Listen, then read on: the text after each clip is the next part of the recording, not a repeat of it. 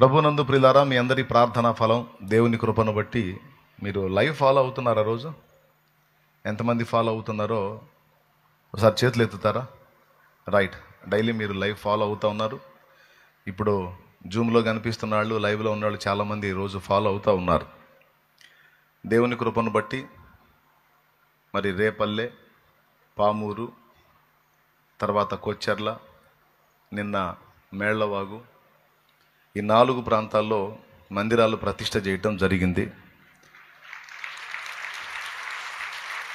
మళ్ళీ రేపు ఉంది, రేపు కూడా ఒక ఎక్కడ బాబు రేపు స్వర్ణ, మళ్ళీ రేపు కూడా ఒక మందిర ప్రతిష్ఠ ఉంది. ఆదివారం ఆరాధన అయిన తర్వాత మళ్ళీ సోమవారం ఉంది, మంగళవారం ఉంది, బుధవారం అయితే గురువారం, రోజు ఒక మందిర ప్రతిష్ఠ. తండ్రి చిత్తం అయితే అయిపోయేసరికి మళ్ళీ కొత్త మందిరాలు రెడీ కావాలా.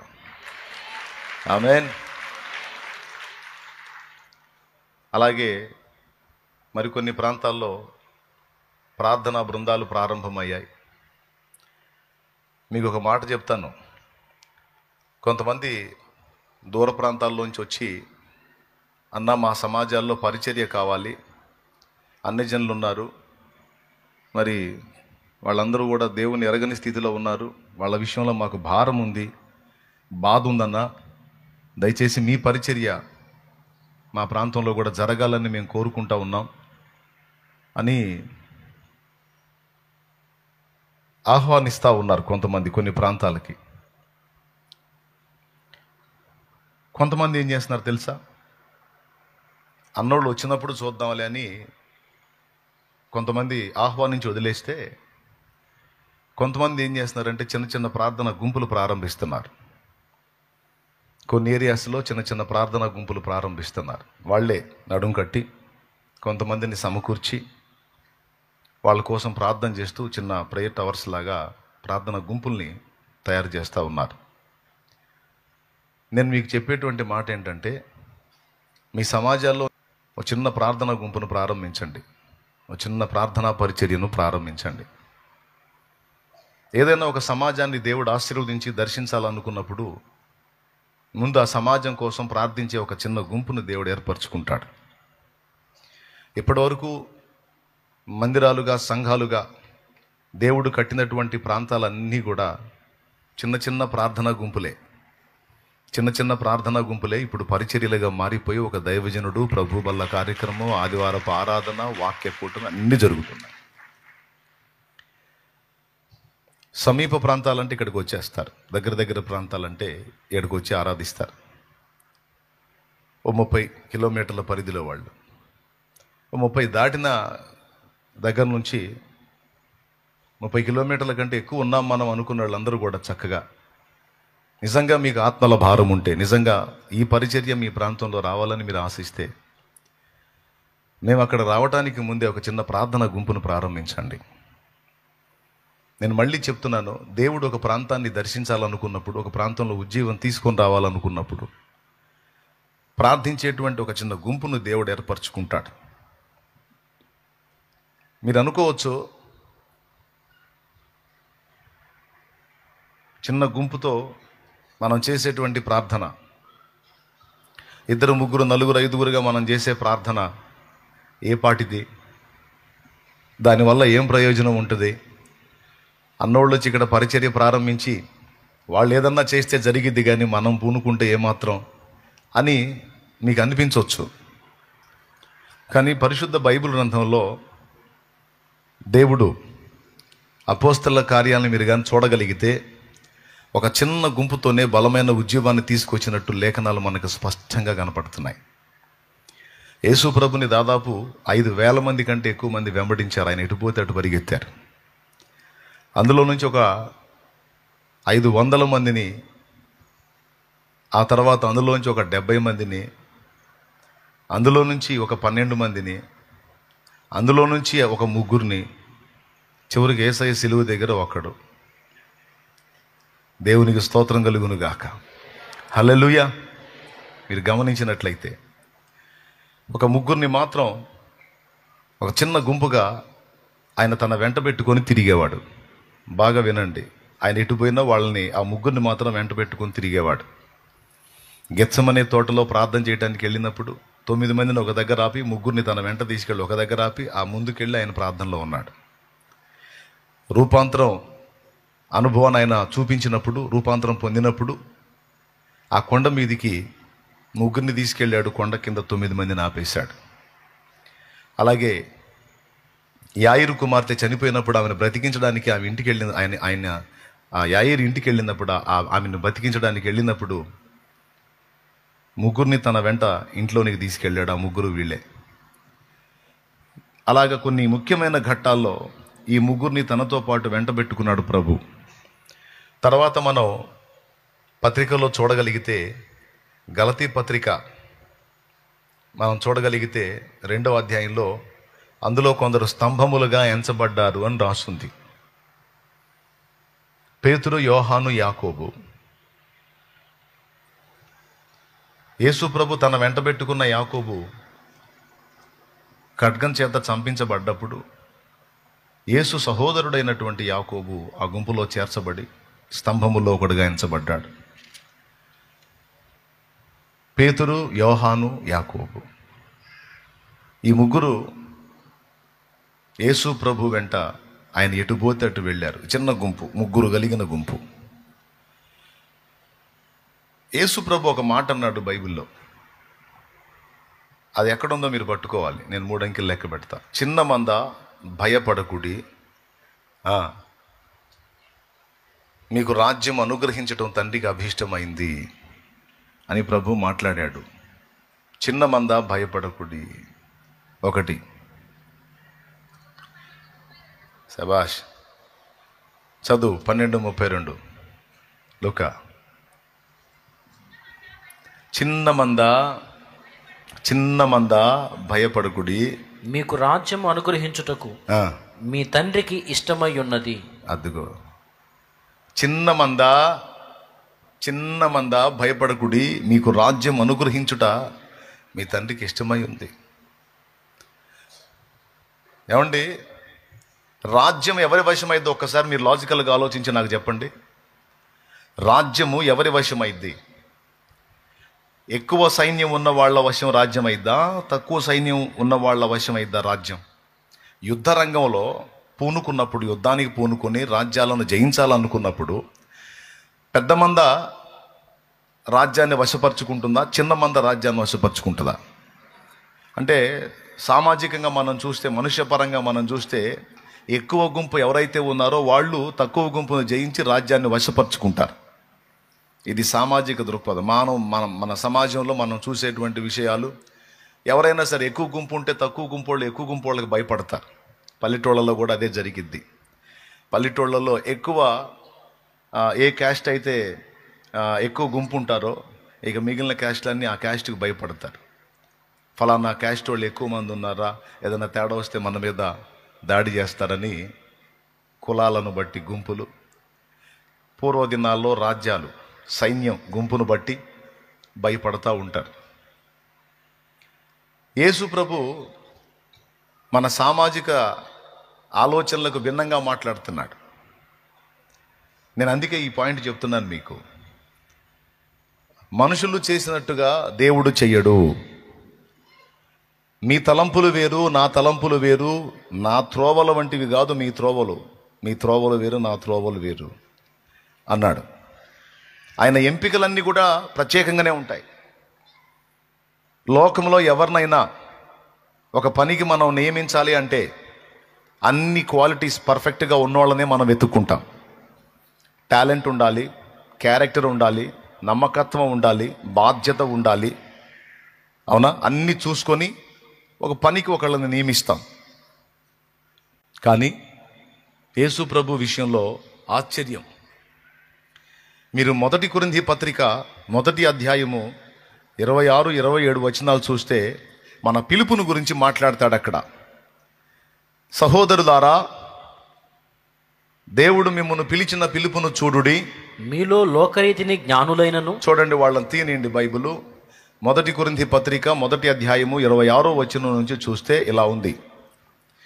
సహోదరులారా, ఆ, మిమ్మును పిలిచిన పిలుపును చూడుడి. చూడుడి. మీలో లోకరీతిని జ్ఞానులైనను ఉమ్, ఘనులైనను ఉమ్, గొప్ప వంశము వారైనను అనేకులు పిలువబడలేదు గాని గాని ఏ శరీరియు దేవుని ఎదుట అతిశయింపకుండునట్లు జ్ఞానులను సిగ్గుపరచుటకు లోకములో నుండి వెర్రివారిని దేవుడు ఏర్పరచుకొని ఉన్నాడు. ఇప్పుడు చూడండి, ఏదైనా మనం ఒక పనికి ఎవరినైనా నియమించాలంటే మంచి జ్ఞానవంతులు ఎంచుకుంటామా, పిచ్చోళ్ళని ఎంచుకుంటామా? ఆ? పొరపాటును కూడా పిచ్చోళ్ళని ఎంచుకోంగా. కానీ ఇక్కడ చూడు, ఏ శరీరి కూడా నా ఎదుట అతిశయించడానికి వీల్లేదు. కాబట్టి నేను జ్ఞానిని జ్ఞానిని జ్ఞానిని అనుకుంటున్న వాళ్ళని సిగ్గుపరిచేదానికి లోకంలో ఉన్న పిచ్చోళ్ళని నేను ఏర్పరచుకున్నాను అని దేవుడు మాట్లాడుతున్నాడు. నిజమే, అది వాస్తవమే. అంతేకాదు, ఇక కింద చూస్తే చదవండి. బలవంతులైన వారిని సిగ్గుపరచుటకు లోకములో బలహీనులైన వారిని దేవుడు ఏర్పరచుకొని ఉన్నాడు. నంబర్ 1, వెర్రోళ్ళు అంటే పిచ్చోళ్ళు. దేవుడు ఏర్పాటు చూడండి, తన పనికి జ్ఞానవంతుల్ని కాదు పిచ్చోళ్ళని ఎంచుకున్నాడంట. నంబర్ 2, బలవంతుల్ని కాదు తన పనికి బలహీనులను ఎంచుకున్నాడట. 2, మూడవది, ఎన్నికైన వారిని వ్యర్థము చేయుటకు లోకములో నీచులైన వారిని, అబ్బో, తునీకరింపబడిన వారిని, ఎన్నిక లేని వారిని దేవుడు ఏర్పరచుకొని ఉన్నాడు. ఎవరన్నా అలాగా ఏర్పరచుకుంటారా? తృణీకరింపబడిన వారిని, నీచులైన వారిని, ఎన్నిక లేని వారిని ఎవరన్నా ఏర్పరచుకుంటారా? కానీ దేవుడు అంతే. ఎందుకు? ఫర్ ఎగ్జాంపుల్, ఎన్నికైన వారిని ఏర్పరచుకున్నాడు అనుకో, నా దగ్గర ఆ సరుకు ఉంది కాబట్టి మరి దేవుడికి దిక్కులేదు, నేను తప్ప గతి లేక నన్ను తెచ్చుకున్నాడు అని ఎవడు డైలాగ్ మాట్లాడకూడదు. అందుకే నేను అసలు ఎన్నదగినవాడిని కాదు, ఎన్నదగిన దాన్ని కాదు, నాకంత జ్ఞానం లేదు, అంత ఉన్నతమైన స్థితి నాది కాదు అని తమను తాము ఎవరు గుర్తిస్తారో అలాంటి వాళ్ళు నాకు కావాలి, నేను వాళ్ళని ఎంచుకుంటాను అంటాడు ఆయన. దేవుని ఎంపికలు మీరు గమనించినట్లయితే ఆయన జ్ఞానుల్ని సిగ్గుపరచడానికి పిచ్చోళ్ళని ఏర్పాటు చేసుకున్నాడు, బలవంతులను సిగ్గుపరచడానికి బలహీనులను ఏర్పాటు చేసుకున్నాడు.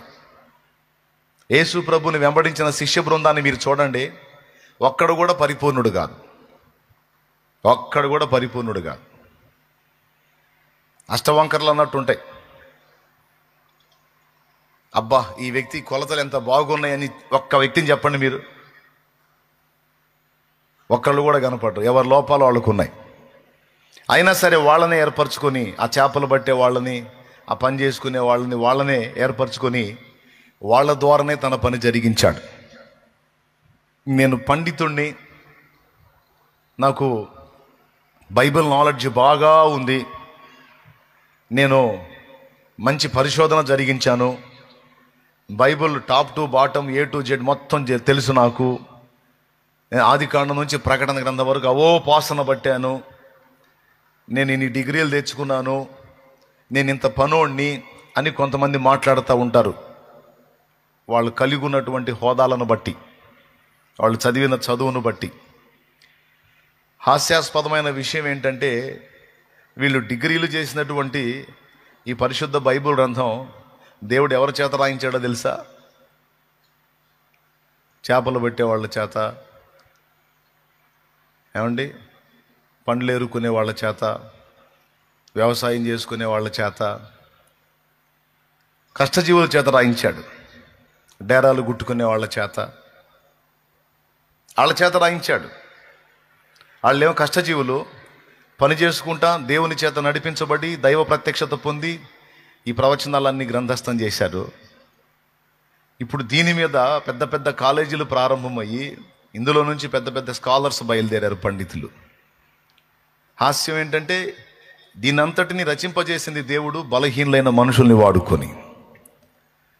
ఈరోజు ఈ బైబిల్ నాలెడ్జ్ నాకుందని కొంతమంది విర్రవేగటానికి తప్ప వాళ్ళు వెళ్ళి ఆశించిన స్థాయిలో పరిచర్య చేసి 4 ఆత్మల్ని సంపాదించి 4 ప్రాంతాలని ప్రభావితం చేసిన చరిత్ర అయితే లేదు.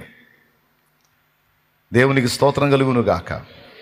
నేను జ్ఞానిని, నాకు అది తెలుసు, నాకు ఇది తెలుసు, నాకు అంత తెలుసు, నాకు ఇంత తెలుసు అని ఉప్పొంగవాడిని అడు కూర్చోబెడుతున్నాడు దేవుడు. అయ్యా నాకు సరిగా తెలియదయ్యా, నాకున్న కొద్దిపాటి జ్ఞానంలో నేను ఏదో ప్రకటిస్తూ ఉంటున్నానయ్యా, నాకు తెలిసినంత వరకు నా ప్రభు పని చేయడానికి ముందుకు వచ్చానని తన స్థితిని తాను ఎరిగి తను తాను తగ్గించుకునేవాడిని దేవుడు బలంగా వాడుకొని విస్తారమైన ఆత్మని రక్షణలోకి నడిపిస్తున్నాడు. దేవుని పద్ధతి ఇదే.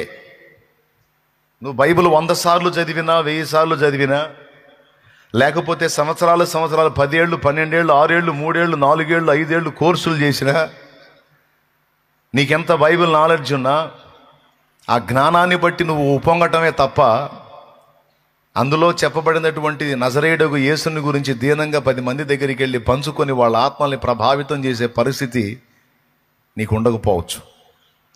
ఎందుకంటే దేవుడు జ్ఞానుల్ని సిగ్గుపరచడానికి పిచ్చోళ్ళని ఎంచుకున్నాడు అన్న దానిలో బైబిల్ జ్ఞానులు కూడా ఉన్నారు. నేను బైబిల్ జ్ఞాని అన్నోళ్ళ కూర్చోబెట్టాడు. కూర్చోరా, నువ్వు మంచి జ్ఞాని, వద్దురా కూర్చో అని కూర్చోబెట్టాడు. ఉప్పొంగటానికే తప్ప నీ జ్ఞానం పనిచేయడానికి పనికిరాదురా, కూర్చో అక్కడని కూర్చోబెట్టాడు. నాకు తెలిసి చాలామందిని చూశాను నేను పండితుడిని అని వెర్రవీగినోళ్ళల్లా కూర్చోబెట్టాడు. ఏగలు తోలుకుంటూ కూర్చున్నారు. ఆత్మల్ని రక్షించే పని వాళ్ళల్లో కాల. ఎందుకు కాలేదు ఏమో, దేవుణ్ణి అడగాల. జ్ఞానుల్ని సిగ్గుపరచడానికి లోకంలో ఉండు వెర్రివారిని నా దేవుడు ఏర్పరచుకున్నాడు. ఆ వెర్రివారిని పిలుచుకొని తన రక్తంతో కడిగి పరిశుద్ధపరిచి వారికి తన జ్ఞానాన్ని ఇచ్చి తన పనికి వాడుకుంటున్నాడు. దేవుని పద్ధతి అది. అర్థమైందా? బలవంతులను తృణీకరించడానికి బలహీనులను ఎంచుకున్నాడు. కొంతమందికి తమ బలాన్ని బట్టి అతిశయం ఉంటుంది. లోకస్తులకి ఉంటుంది, దేవుని పరిశుద్ధులకు కూడా ఉంటుంది. నేను అంత పరిశుద్ధురాల్ని, ఇంత పరిశుద్ధురాల్ని, ఇంత లోపం లేదు నాకు, నీకు తెలుసా, కట్టే బట్ట దగ్గర నుంచి సమస్త విషయాల్లో నేను పరిపూర్ణ పరిశుద్ధురాల్ని, అసలు నేను కుడికి కానీ ఎడమకు కానీ తిరగను, నేను అట్టంటోండి కాదు, అలాంటి దాన్ని కాదు, నేను ఇంత పర్ఫెక్టు అని తమ ఆత్మీయ బలాన్ని బట్టి అతిశయించే వాళ్ళని కూడా దేవుడు పక్కన పెడతాడు. తమ బలహీనతలు గుర్తెరిగి నేనేదో దేవుని కృప వల్ల అలా నిలబడి నడుస్తున్నా కానీ ఆ మహనీయుని యొక్క కృప బాహుళ్యం నా మీద లేకపోతే, ఆయన శక్తి అభిషేకం నా మీద లేకపోతే ఈ లోకంలో ఉన్న పాపులందరికంటే కూడా నేను ప్రధాన పాపిగా అవుతాను. ఈ లోకంలో ఉన్న బలహీనులందరికంటే కూడా నేను బలహీనురాల్ని. ఏదన్నా కాస్త నీతి నియమాల్లో నిలబడి కాస్త కూస్తా అలాగా నేను క్రమంలో కొనసాగుతున్నా, ఆ పడతాలు లెగుస్తా మొత్తం మీద నిలదొక్కి దేవుని మార్గంలో సాగి ఈరోజు 4 ఆత్మల్ని సంపాదించి దేవుని పని చేస్తున్నాను అంటే అది నా దేవుని కృప, నా దేవుడిచ్చిన శక్తి, నా దేవుడిచ్చిన అభిషేకం, నా వెన్ను తట్టి నిలబెట్టి ఆయన నన్ను బలపరిచి వాడుకుంటున్నాడు తప్ప నా బలం ఏది లేదు అనే వాళ్ళని బట్టి దేవుడు సంతోషిస్తాడు. అలాంటి వాళ్ళే కావాలంటాడు. నాకు తమ బలమునందు అతిశయించక దేవుని బలమునందు అతిశయించేవాడు, దేవుని బలాన్ని బట్టి ఆనందపడేవాడు, కృపను వేడుకునే వాళ్ళ ఎడల ఆయన కృప చూపుటకు ఐశ్వర్యవంతుడై ఉన్నాడు. దయగలిగిన హృదయం కలిగి ఉన్నాడు. జ్ఞానాన్ని బట్టి అతిశయపడ్డోళ్ళని నాడు కూర్చోబెట్టాడు. నంబర్ 1. అలాగే తమ బలాన్ని బట్టి అతిశయపడ్డోళ్ళని నాడు కూర్చోబెట్టాడు. కొంతమందికి వారి పరిశుద్ధత వారి బలంగా ఫీల్ అవుతారు. నేను చెప్తున్నా, మన పరిశుద్ధత మనకెప్పటికీ బలం కాదు, యేసే మన పరిశుద్ధత. ఆయన మన పరిశుద్ధత అయ్యాడు గనక, పరిశుద్ధులుగా ఉండటకు పిలిచాడు గనక మనం పరిశుద్ధులుగా ఉండాలి. అర్థమైందా? కానీ మనం నిత్య జీవానికి చేరడానికి మాత్రం మనకు ఆధారం యేసే మన పరిశుద్ధత. ఏ నరుడు కూడా తన జ్ఞానాన్ని బట్టి కానీ, తన పరిశుద్ధతను బట్టి కానీ, తన నీతిని బట్టి కానీ, తన బలాన్ని బట్టి కానీ అతిశయపడితే ఊరుకోడు. గుర్రముల నరులందలి బలమున నందించడు, గుర్రముల నరులందలి బలమున నందించడు, కృపను వేడు వారిలో సంతసించువాడని, కృపను వేడు వారిలో సంతసించువాడని, నమోజేయుటయే మంచిది మనమందరము స్తుతి గానము చేయుటయే మంచిది. దేవునికి స్తోత్రం. ఎవరైనా నన్ను దేవుడు వాడుకోవాలని ఆశ కలిగి ఉంటే జ్ఞానం విషయంలో విర్రవేగకూడదు, ఉప్పొంగకూడదు. నీకు ఎన్ని తెలిసినా సరే ఏమీ తెలియనట్టు దీన మనస్సు కలిగి ఉండాలి. బలం విషయంలో విర్రవేగకూడదు. నువ్వు ఎంత పరిశుద్ధురాలు అయినా, ఎంత నీతిమంతుడు అయినా, ఎంత నీతిమంతురాలు అయినా, ఎంత పరిశుద్ధురాలు అయినా, ఎంత ప్రేమ కలిగిన వ్యక్తివైనా, ఎంత దాన దయా గుణాలు కలిగిన వ్యక్తివైనా సరే వాటిని వేటిని బట్టి అతిశయపడటానికి వీల్లేదు. అంతా ఆయన కృప అంటేనే నీకు నడక సాగిద్ది. లేకపోతే కష్టం. అడుగుసమ్మా నువ్వు పెద్ద మనిషి అంటాడు, అడుగుసయ్యా నువ్వు పెద్ద మనిషి అంటాడు. 2.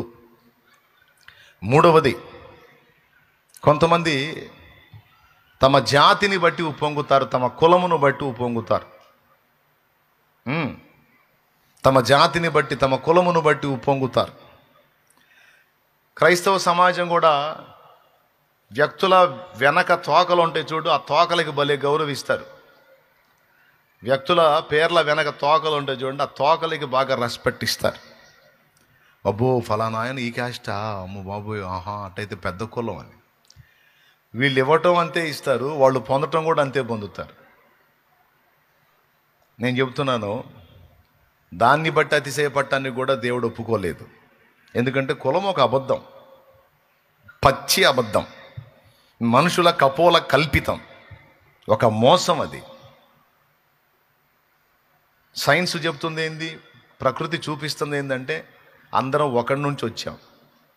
అందుకే ఒకరికొకరికి రక్తం కలుస్తుంది, రక్త సంబంధాలు ఉన్నాయి, బ్లడ్ గ్రూప్స్ కలుస్తున్నాయి. క్యాస్టులు అనేవి కొంతమంది కల్పించినటువంటి మాయా కల్పనే తప్ప ఈరోజు మనుషులు దాన్ని బట్టి గర్వపడినంతగా మరి దేన్ని బట్టి గర్వపడట్లా. పల్లెటూళ్ళలో చూసినా, పట్టణాలలో చూసినా వాళ్ళ కులాల పేర్లు పెద్దగా రాస్తున్నారు. వాళ్ళ కులాల పేర్లు పెద్దగా రాస్తున్నారు. మేము ఫలానా కులం, ఫలానా కులం, మేమంతా, మేము ఇంత అని విర్రవేగటం ఎక్కువైపోయింది. నా దేవుడి ఏర్పాటు ఎలా ఉంటుందో తెలుసా? నా దేవుడు వాడుకునే వాళ్ళ ఏర్పాటు, వాళ్ళ విషయంలో ఎలా ఏర్పాటు ఉంటుందో తెలుసా? లోకములో నేను ఘనుణ్ణి అన్న వాళ్ళందరినీ పక్కన దెబ్బలో కొట్టి, నువ్వు ఘనుడివి, నువ్వు వాడు గూసొరా అని దెబ్బలో కొట్టి, నీచులైన వారిని, ఘనహీనులైన వారిని, ఎన్నిక లేని వారిని నా దేవుడు ఏర్పరచుకుంటున్నాడు. నా దేవుని పద్ధతి అది, నా దేవుని పద్ధతి అది. కొంతమంది వచ్చి సైలెంట్గా నన్ను క్యాస్ట్ అడుగుతుంటారు, సైలెంట్గా నన్ను క్యాస్ట్ ఏముట్లు మీరు అని. నేను చెప్పను, చిరాకు పుట్టింది నాకు. ఎందుకంటే వాళ్ళు అడుగుతుంది ఒక అబద్ధం, ఒక అబద్ధం. అబద్ధాన్ని మేము ఫలానా అని చెప్పాను అనుకో, దాంతో నేను కూడా సంతకం పెట్టినట్టు అయింది. ఎందుకంటే అది అబద్ధం కదా. ఏ పాజిటివ్ బ్లడ్ గ్రూప్ వాళ్ళందరూ చేతులు ఎత్తండి. ఏ పాజిటివ్ బ్లడ్ గ్రూప్ వాళ్ళందరూ, అన్న నా బ్లడ్ ఏ పాజిటివ్ అన్నోళ్ళు చేతులు ఎత్తండి. సరిగా చేతులు ఎత్తండి, ఇటు కదిలించండి చేతులు. వాళ్ళందరూ ఏ పాజిటివ్ బ్లడ్ గ్రూప్ వాళ్ళు, నాది ఏ పాజిటివ్ బ్లడ్ గ్రూపు, వీళ్ళందరూ నా రక్త సంబంధికులు. కులం లేదు, తొక్క లేదు, తోటకూర కట్ట లేదు. దేవునికి స్తోత్రం. వీళ్ళందరూ నా రక్త సంబంధికులు. ఏది మళ్ళీ ఒకసారి ఎత్తండి, ఏ పాజిటివ్ బ్లడ్ గ్రూప్ వాళ్ళందరూ ఒకసారి చేయొద్దండి. మొత్తం నా రక్త సంబంధికులు, ఏ పాజిటివ్ బ్లడ్ వాళ్ళందరూ. ఓ పాజిటివ్ వాళ్ళు చేయొద్దండి, ఓ పాజిటివ్ బ్లడ్ గ్రూప్ వాళ్ళందరూ. మీరందరూ నా భార్య రక్త సంబంధికులు, ఎందుకంటే ఆమె ఓ పాజిటివ్. దేవునికి స్తోత్రం, హల్లెలూయా. ఆమెది ఓ పాజిటివ్ అండి, అదే పాజిటివ్. మీలో కొంతమంది ఏమో నా భార్య తరపు బంధువులు, కొంతమంది ఏమో నా తరపు బంధువులు. మరి ఏది నిజం? ఇది నిజం. ఇక కులం ఎక్కడుందమ్మా? కులం లేదు, తోటకూర కట్ట లేదు అని ట్రాష్. ఎచ్చులు పట్టడానికి, ఓవర్ యాక్షన్ చేయడానికి, బిల్డప్ ఇయడానికి, మనుషుల చేత ఘనత పొందడానికి అదొక దరిద్రపు వ్యవస్థ, అదొక దరిద్రపు వ్యవస్థ, శాపగ్రస్తమైన వ్యవస్థ. కొంతమంది స్వార్థపరులు వాళ్ళని వాళ్ళు హెచ్చించుకొని అందరి చేత మన్ననలు పొందడానికి కల్పించిన మాయా కల్పనే తప్ప అది నిజం కాదు. సత్క్రైస్తవుడైన వాడు హృదయంలో కులాన్ని నమ్మినట్టయితే వాడు ఒక అబద్ధాన్ని నమ్ముతున్నాడు, అబద్ధానికి జనకుడైన సైతాను నమ్ముతున్నాడు. మళ్ళీ చెప్తున్నా, కులాన్ని నిజంగా నమ్మినటువంటి క్రైస్తవురాలు అబద్ధాన్ని నమ్ముతున్నారు. అబద్ధానికి జనకుడు సైతాను. వాళ్ళకు తెలియకుండానే వాడిని ఫాలో అవుతున్నారు. దయచేసి నన్ను వెంబడించే వాళ్ళందరికీ ప్రేమతో చెప్తున్నా, కులాన్ని అడగకండి, మీ కులాన్ని కూడా చెప్పకండి, ఎందుకంటే అది అబద్ధం కాబట్టి. మీ క్యాస్ట్ ఏంది అన్నారు అనుకో, అబద్ధాలు ఎందుకులే బ్రదర్ అను, పరుగు పోయి మూసుకుంటాడు నోరు. నీ క్యాస్ట్ ఏంటంటే అబద్ధాలు ఎందుకులే బ్రదరో, నిజాలు మాట్లాడుకుందామంటే ఇంక పోయిద్దు, వాడి గాలి పోయి మూసుకుంటాడు నోరు. మీ క్యాస్ట్ ఏంది అందనుకో, అబద్ధాలు ఎందుకులే సిస్టర్, మన సత్యదేవుని సంబంధం. అబద్ధం ఏంది? క్యాస్ట్ ఏంటని అడిగితే మరి కులం అబద్ధమేగా, అబద్ధాన్ని గురించి డిస్కషన్స్ ఎందుకో? సత్య సంబంధులకి అబద్ధానికి జనకుడు సైతానం తెలియదా అంటే ఇంక మళ్ళీ సౌండ్ ఉండదు, నోరు మూస్తారు.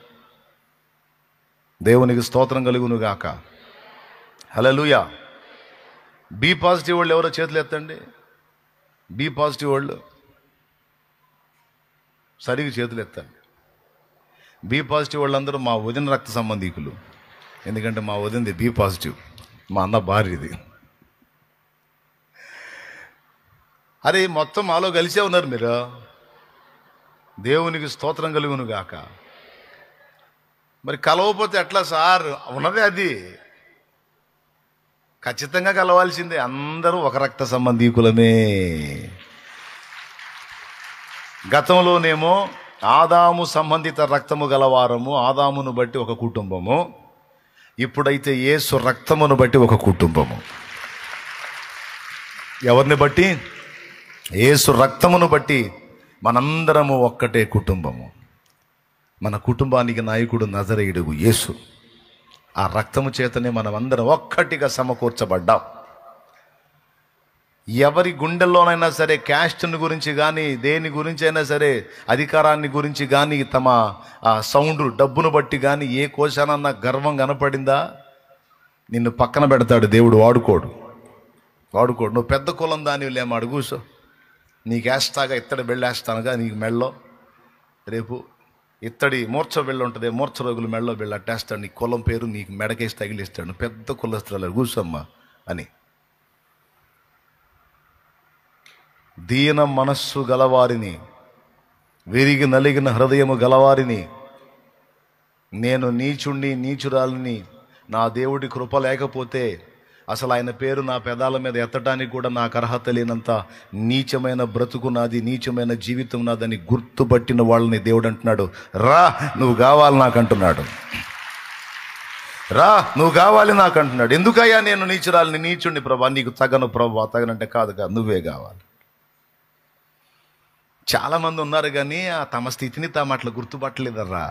నువ్వు గుర్తుపట్టావు, నువ్వు కావాలి నాకు అంటాడు. నా దేవుని ఎంపికలు ఎలా ఉంటాయి? లోకమేమో జ్ఞానుల్ని కోరుకుంటుంది, నా ప్రభువేమో పిచ్చోళ్ళని ఏర్పరచుకున్నాడు. లోకమేమో బలవంతుల్ని కోరుకుంటుంది, నా ప్రభువేమో బలహీనులను ఎంచుకున్నాడు. లోకమేమో ఎన్నికైన వారిని, గనులైన వారిని కోరుకుంటుంది, ఘనపరిచిద్ది, అప్పగించిద్ది, సన్మానించిద్ది. కానీ నా ప్రభువేమో నీచులైన వారిని, తృణీకరింపబడిన వారిని, ఎన్నిక లేని వారిని నా ప్రభు ఏర్పరచుకున్నాడు. నేను ఎన్నికైన వాడిని ఎప్పుడూ అనుకోలేదు. ఒకరికంటే ఎక్కువ జ్ఞానం నాకు ఉంది అని ఎప్పుడూ అనుకోలేదు. నేర్చుకోవడానికి ఇప్పుడు సిద్ధంగా ఉన్నాను. నాకు తెలిసిన సంగతులు ఇట్లా కాదు, ఇట్లా అయ్యా కొంచెం ఆలోచించండి అని చెప్పడానికి సిద్ధంగా ఉన్నాను. నేను పాడుకున్న పాటల్లో పరిశుద్ధాత్మ ప్రేరణలో ఎన్నోసార్లు పాడుకున్నాను. ఎన్న తగని నన్ను ఎన్నుకున్నావు అని పాడుకున్నాను.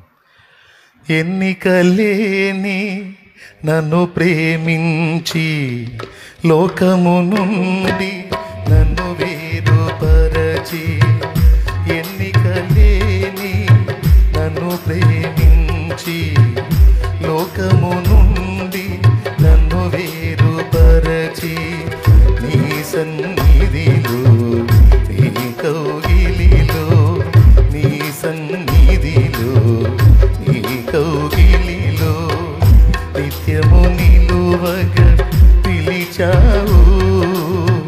మలిన బ్రతుకును నూతన పరచి, మలిన బ్రతుకును నూతన పరచి పరిమళ సువాసనగా నన్ను మార్చినావు.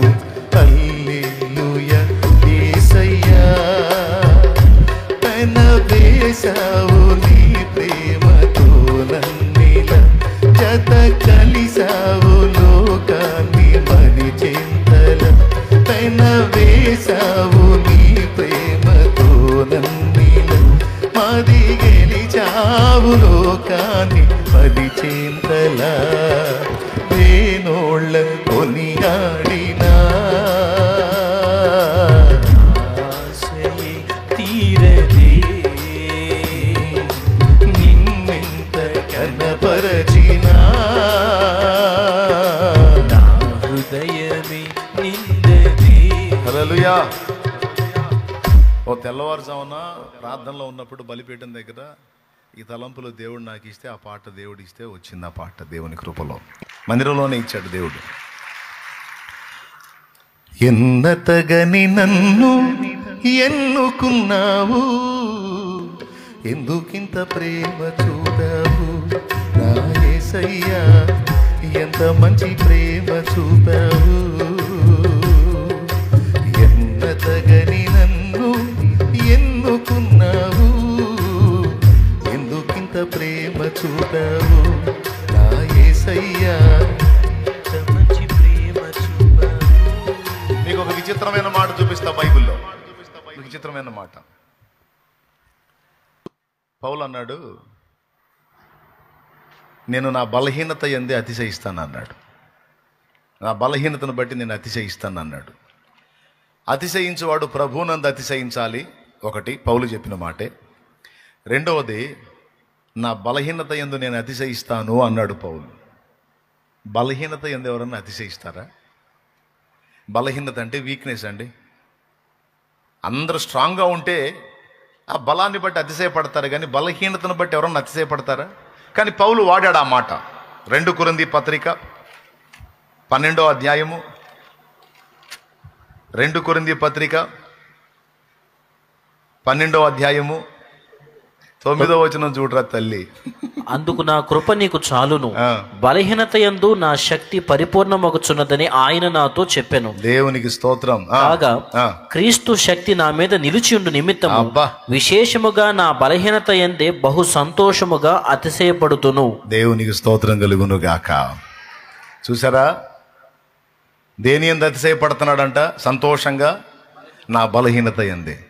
నేను కూడా ఎన్నో పాటల్లో ఇది మెన్షన్ చేసుకున్నా. అపరాధిని నన్ను ప్రేమించి ఆసక్తితో నన్ను పిలిచి నీ నాకు, అపరాధిని నన్ను ప్రేమించి ఆసక్తితో నన్ను పిలిచి నీ దివ్య రక్తముతో నిలువెల్ల కడిగావు.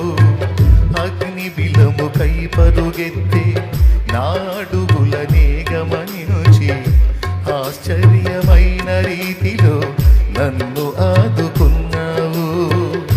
నీ జీవ గ్రంథములోన నా పేరు రాశావు.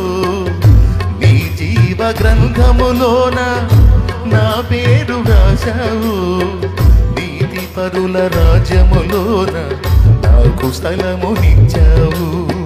నీతి పరుల రాజ్యములోన నాకు స్థలమునిచ్చావు. నాకు స్థలమునిచ్చావు. ఊహించలేదయ్యా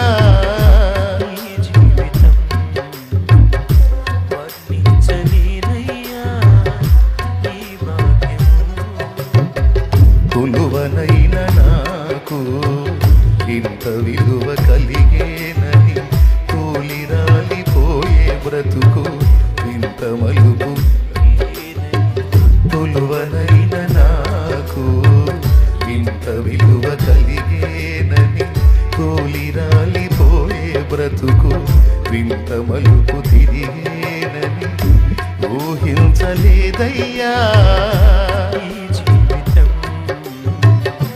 వర్ణించలేనయ్యా ఈ భాగ్యము.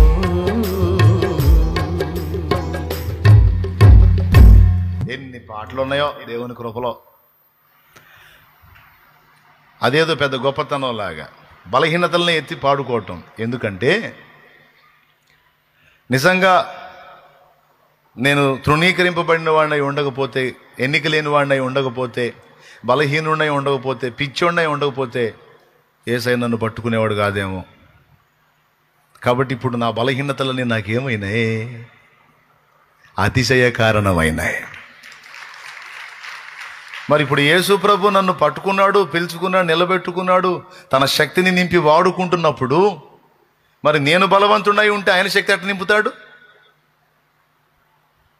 నేను బలహీనుణ్ణి, నా బలహీనత నేను గుర్తెరుగున్నాను కనుక శక్తిని ఆశ్రయించాను, శక్తితో నింపాడు. ఇప్పుడు చెప్పండి, ఇప్పుడు నా బలహీనత నాకు అతిశయ కారణమా కాదా?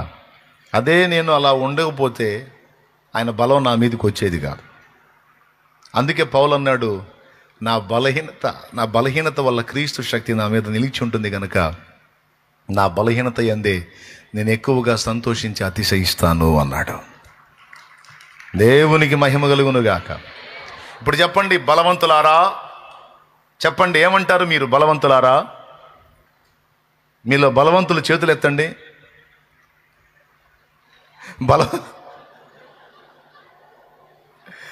అయ్యా నేను బలహీనుణ్ణి, క్రీస్తే నా బలం అన్నోళ్ళు చేతులు ఎత్తండి.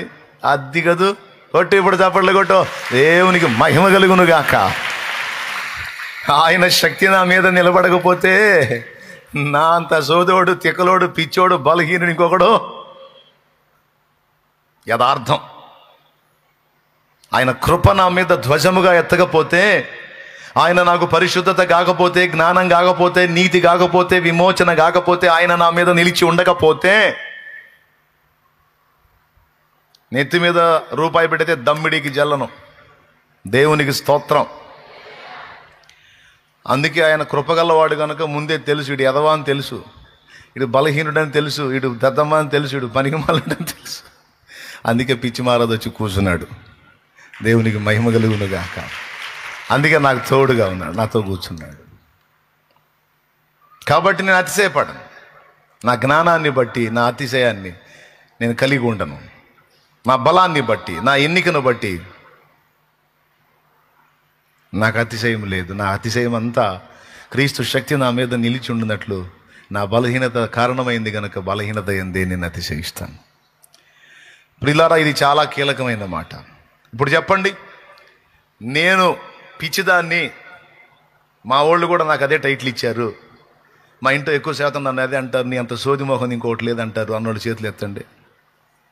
నేను నంబర్ 1 పిచ్చిదాన్ని అన్నా. అట్ట గల్లిచ్చండి, చేతులు గల్లిచ్చండి. అవునా? అట్లయితే నిన్ను కోరుకుంటున్నాడు యేసయ్య, నిన్నే కోరుకుంటున్నాడు యేసయ్య.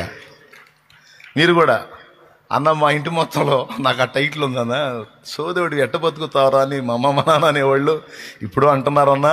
నా చిన్నప్పటి నుంచి నన్ను అంటున్నారు, ఇంత తిక్కలోడు ఎట్ట బతుకుతారని. మంది తిక్కలేవారమేనా? నాలుగు చేతులు ఎత్తండి. అనిపించుకున్నావా? ఎట్ట బతుకుతావరా ఇట్ట పిచ్చోడు, ఇంత పిచ్చోడు. రైట్, నువ్వే కావాలి దేవుడికి. దేవునికి స్తోత్రం కలిగి ఉన్నదా. అదే నీ క్వాలిఫికేషన్, అదే నీ అర్హత. వరుసగా చెప్పుకుంటా వద్దాం. రైట్, నంబర్ 1, జ్ఞానుల్ని సిగ్గుపరచడానికి పిచ్చోళ్ళని పిచ్చోళ్ళగానే పెట్టి వాడుకుంటాడా? లేదు, పిచ్చోళ్ళని జ్ఞానవంతులుగా తీర్చి జ్ఞానులకు జ్ఞానం చెప్పేటట్టు తయారు చేశాడు. పిచ్చోళ్ళని తన జ్ఞానంతో నింపి లోక జ్ఞానులకు తన జ్ఞానాన్ని ఈ పిచ్చోళ్ళ ద్వారానే అందిస్తున్నాడు నా దేవుడు. అది నా దేవుని పనితనం. ఏమండి? బలహీనులను పట్టుకొచ్చి వాళ్ళని తన బలంతో నింపి బలవంతులమని వెర్రవీగుతున్న వాళ్ళకి బలాబుద్ధి కలిగించడానికి బలహీనులను వాడుకుంటున్నాడు నా దేవుడు. అర్థం కాలేదా? మళ్ళీ చెప్పేదా? లోకంలో బలవంతులం అనుకున్న వాళ్ళకి, బలహీనులు అనుకున్న వాళ్ళకి వ్యత్యాసం చూసి ఆ బలహీనులను తెచ్చి తన బలంతో బలహీనుల్ని నింపి లోకంలో బలవంతులైన వాళ్ళకి దేవుడు తన బలాన్ని గూర్చి అర్థమయ్యేటట్టు చెప్తున్నాడు, నేర్పిస్తున్నాడు. ఈ బలహీనులకు తన బలాన్ని ఇచ్చి ఈ బలం ద్వారా వాళ్ళకి బలాభివృద్ధి కలిగిస్తున్నాడు, వాళ్ళని బ్రతికిస్తున్నాడు నా దేవుడు. 2 సార్లు 3 సార్లు చెప్పాను అంతే. మూడవది, అది ఎంత యేసుప్రభు నిజమైన దేవుడైనా పల్లెల్లోకి ఆడబోతాం రా, పల్లెలోకి వాళ్ళ దగ్గర పోయి ఆడ కూర్చుంటావురా. వాళ్ళు ఎన్నిక లేని వాళ్ళు, తృణీకరించబడ్డోళ్ళు. ఒరే ఒరే వారి పిచ్చోడా, వాళ్ళ దగ్గరికి పోయి కూర్చున్నాడు నిజమైన దేవుడు. దరిద్రుడా, నిజమైన దేవుడు నువ్వు అన్నావు కదరా, వాళ్ళు తృణీకరించబడ్డోళ్ళు, ఎన్నిక లేని వాళ్ళని. నిజమైన దేవుడు వాళ్ళ దగ్గరే కూర్చున్నాడు రా. పోయి దరిద్రుడా, పోయి సత్యం తెలుసుకో, లేకపోతే పోతావు పాతాళానికి అని ఎన్నోసార్లు ఇక్కడ కాదు బహిరంగ వేదికల మీద చెప్పా. దేవునికి స్తోత్రం కలుగును గాక. నువ్వు అన్నావు కదరా, వాళ్ళు ఎన్నిక లేని వాళ్ళు, తృణీకరింప వాళ్ళ నోట నుంచి ఇప్పుడు నీకు దేవుని వాక్యం వచ్చేటట్టు చేస్తున్నాడు నా దేవుడు. వాళ్ళని ఎన్నుకున్నాడు. నువ్వు ఎవరిని తృణీకరించావో, ఎవరిని త్రోసిపుచ్చావో, ఎవరిని తిరస్కరించావో వాళ్ళ ద్వారానే విస్తారమైన ఆత్మలకు రక్షణ దొరికేటట్టు చేశాడు నా దేవుడు.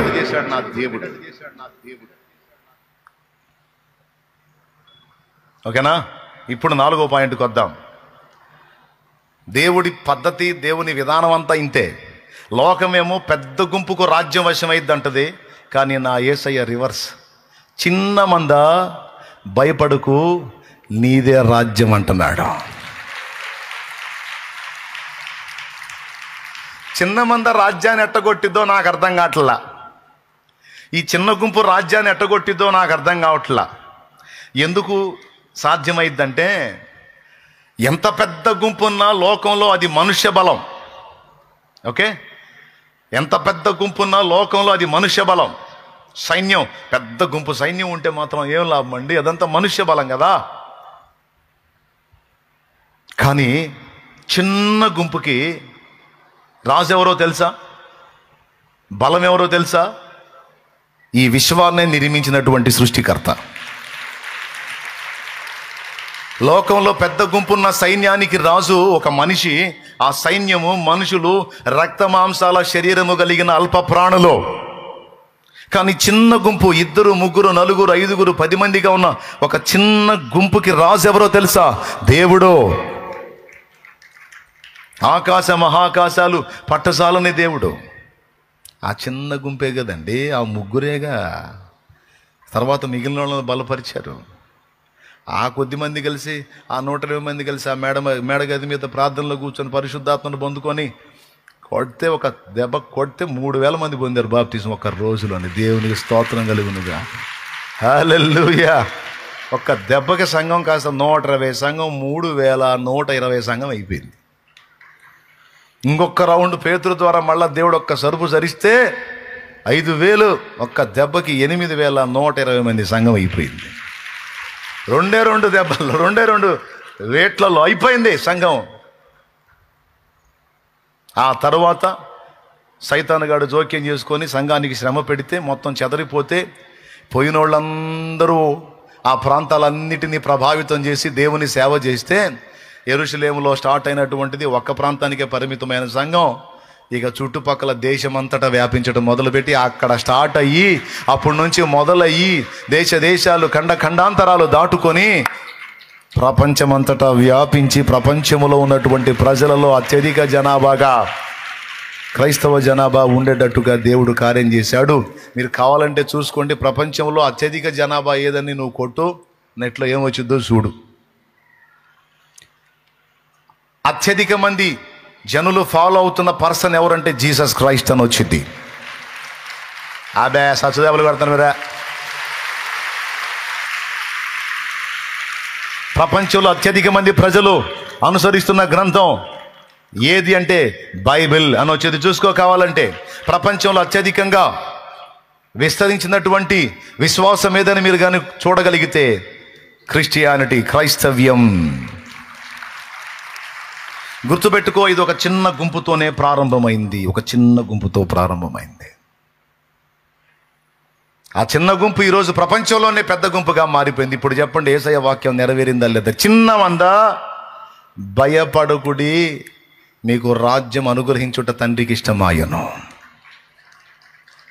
నువ్వు అనుకుంటున్నావా నేను 3, 4 కూర్చొని ప్రార్థన చేస్తున్నావని? పిచ్చిదాని ఒక సంఘం అయింది అక్కడ. ఆ ఊర్లోనే ఒక ఉద్యోగం వచ్చింది. మేము 2, 3, 4 మేమేం సంఘం అన్నంటే, నీకెందుకు, నువ్వు కూర్చో, మొదలుపెట్టు పరిచర్య. అది ముందు ప్రార్థనా సేవగా ప్రారంభించు. అవసరమైన విషయాలు చెబుతున్నానండి. ఏమండి, అప్పులు తీరతాయి, నొప్పులు తగ్గుతాయి, సమస్యలు పోతాయి, ఇరుకులు పోతాయి, ఇబ్బందులు పోతాయి, కష్టాలు పోతాయి, కన్నీళ్లు పోతాయి, అన్ని మామూలు కథే. ఆయన దగ్గర పోతే ఎడకపోతాయి, ఆయనే తీసేస్తాడు తప్పకుండా. ఆయనే తీసేస్తాడండి. సచ్చేవాళ్ళని బతికిచ్చాడు, సచ్చిన వాళ్ళని కూడా బతికిచ్చాడు, రోగాలు ఉన్న రోగాలు లేకుండా చేశాడు, రిపోర్ట్స్ మార్చాడు. ఇప్పటికీ లక్షల కొలది సాక్ష్యాలు వస్తానే ఉన్నాయి. ఆదివారం సాక్ష్యాలు వింటానే ఉన్నాం. ఎంతమంది జీవితాల్లో జరిగించిన దేవుడు నీ జీవితంలో కూడా కార్యం చేస్తాడు. కానీ ఇప్పుడు నువ్వు గమనించాల్సింది ఏంటంటే, నువ్వు ఏది వెతకాలో నువ్వు దాన్ని స్పర్శించి ఉండాలి, దాన్ని గ్రహించి ఉండాలి. నేను మీకు చెప్పే శుభవార్త ఏంటంటే, నేను చెప్తున్నా, ఒక చిన్న ప్రార్థనా గుంపుని నువ్వు ప్రారంభించురా తల్లి. అన్నా, నేను ఒక చిన్న ప్రార్థనా గుంపును ప్రారంభించాను, మా ప్రాంతంలో సహవాసం కోసం ఆశిస్తూ ఉన్నామన్నా, దేవుని కృపలో ఒక 10-15 మంది కూడుకుంటా ఉన్నారన్నా అని నువ్వు చెప్పు. నాకు నా తండ్రి చిత్తం అయితే నేను నా ఊరికి వస్తా.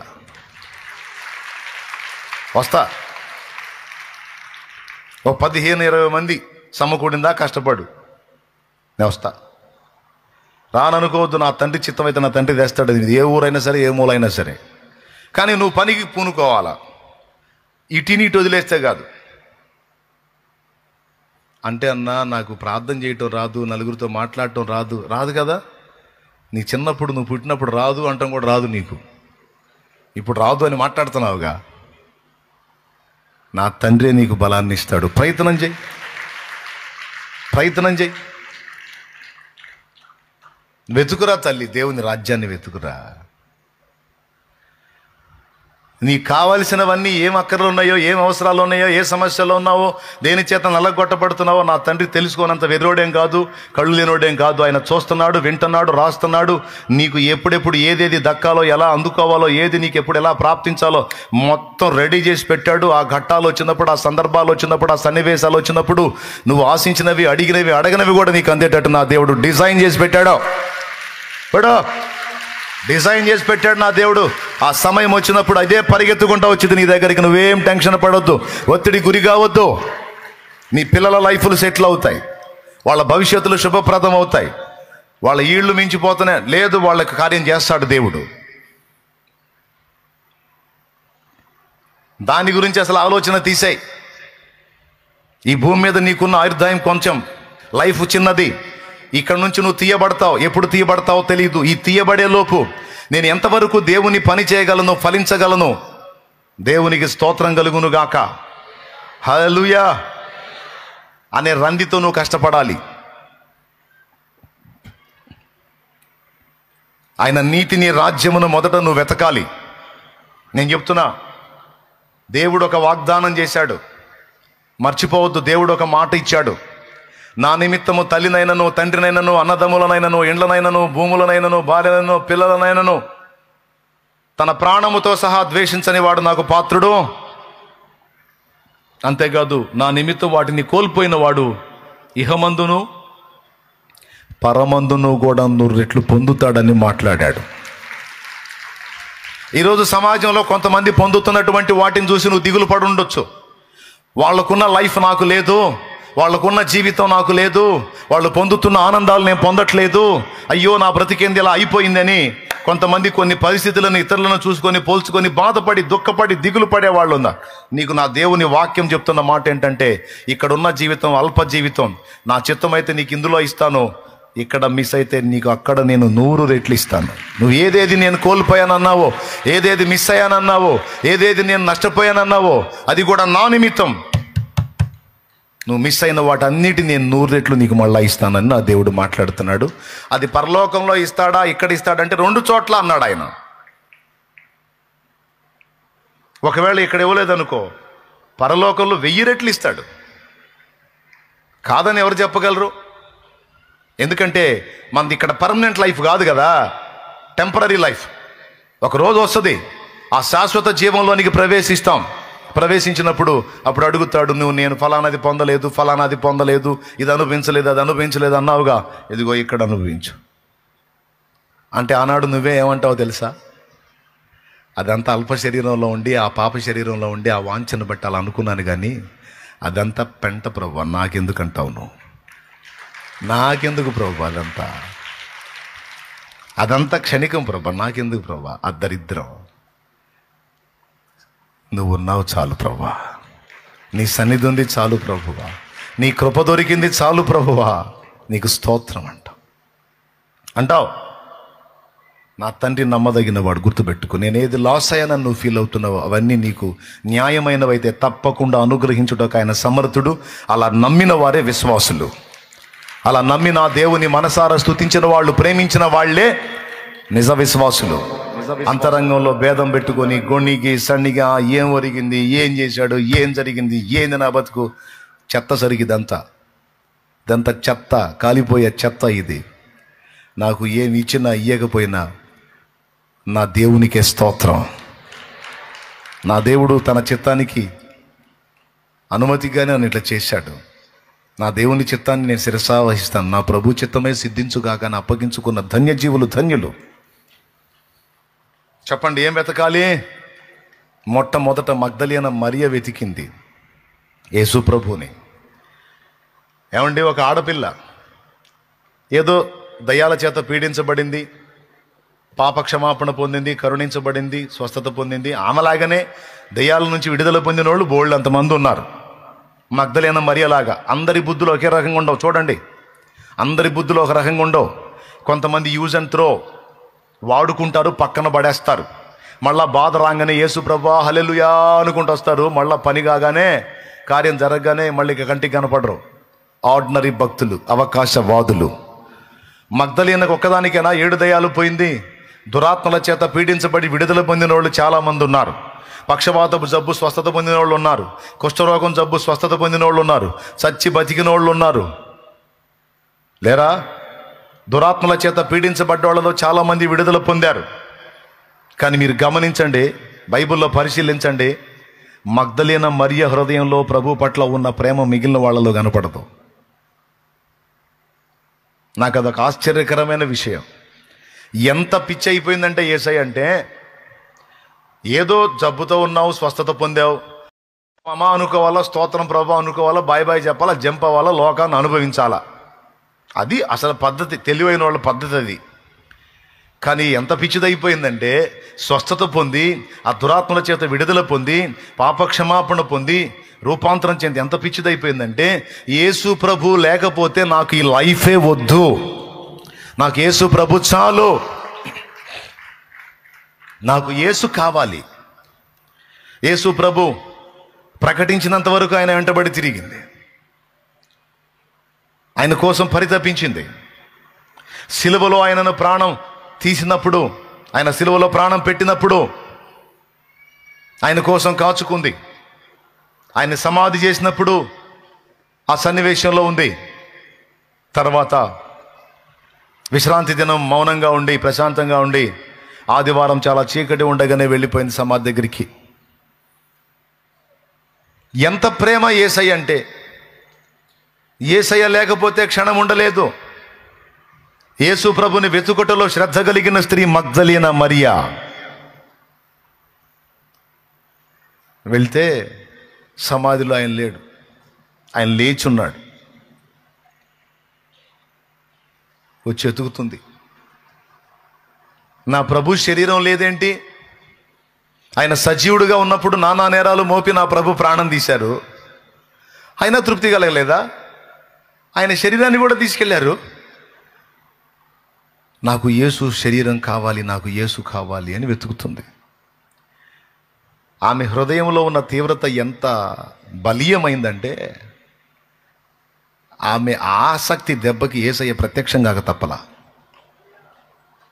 ఆమె పట్టుదల, ఆమె ఆసక్తి, ఆ దీనురాలు ఆడపిల్ల గుండెల్లో ఉన్న ఆర్ద్రత, ఆతృత, ప్రభు కొరకైనటువంటి తపన, ఆ తపన ఎంత పనిచేసిందంటే యేసు ప్రభుని ఆకర్షించింది. ఆమె దెబ్బకు హాజరైపోయాడు ఆయన. వెతుకుతూ ఉంటే,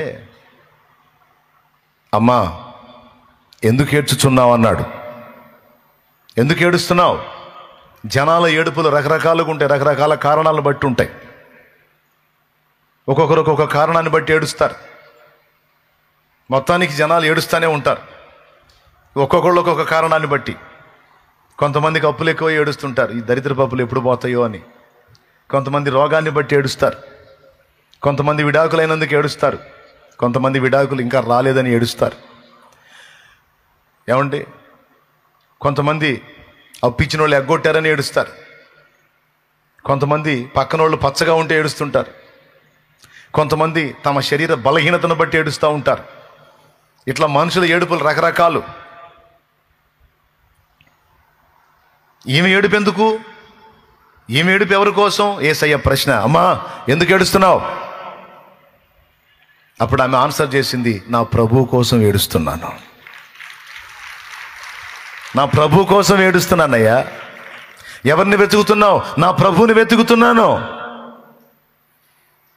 లోకంలో ఉండు మరి దేనికోసమో నేను ఏడవట్లా, ఏది లేదో అని నేను ఏడవట్లా, ఏది నాకు దక్కలేదో అని నేను ఏడవట్లా, ఏదో నేను పొందలేదని నేను ఏడవట్లా, ఎవరో నాకు కాకుండా పోయారని నేను ఏడవట్లా, మనుషుల కోసం నేను ఏడవట్లా, భోగాల కోసం నేను ఏడవట్లా, సుఖాల కోసం నేను ఏడవట్లా, ఆస్తుల కోసం అంతస్తుల కోసం నేను ఏడవట్లా, పదవీ కాంక్ష కోసం నేను ఏడవట్లా, మనుషుల డాబు దర్పాల కోసం, గుర్తింపుల కోసం, సౌందర్య విలాసాల కోసం నేను ఏడవట్లా.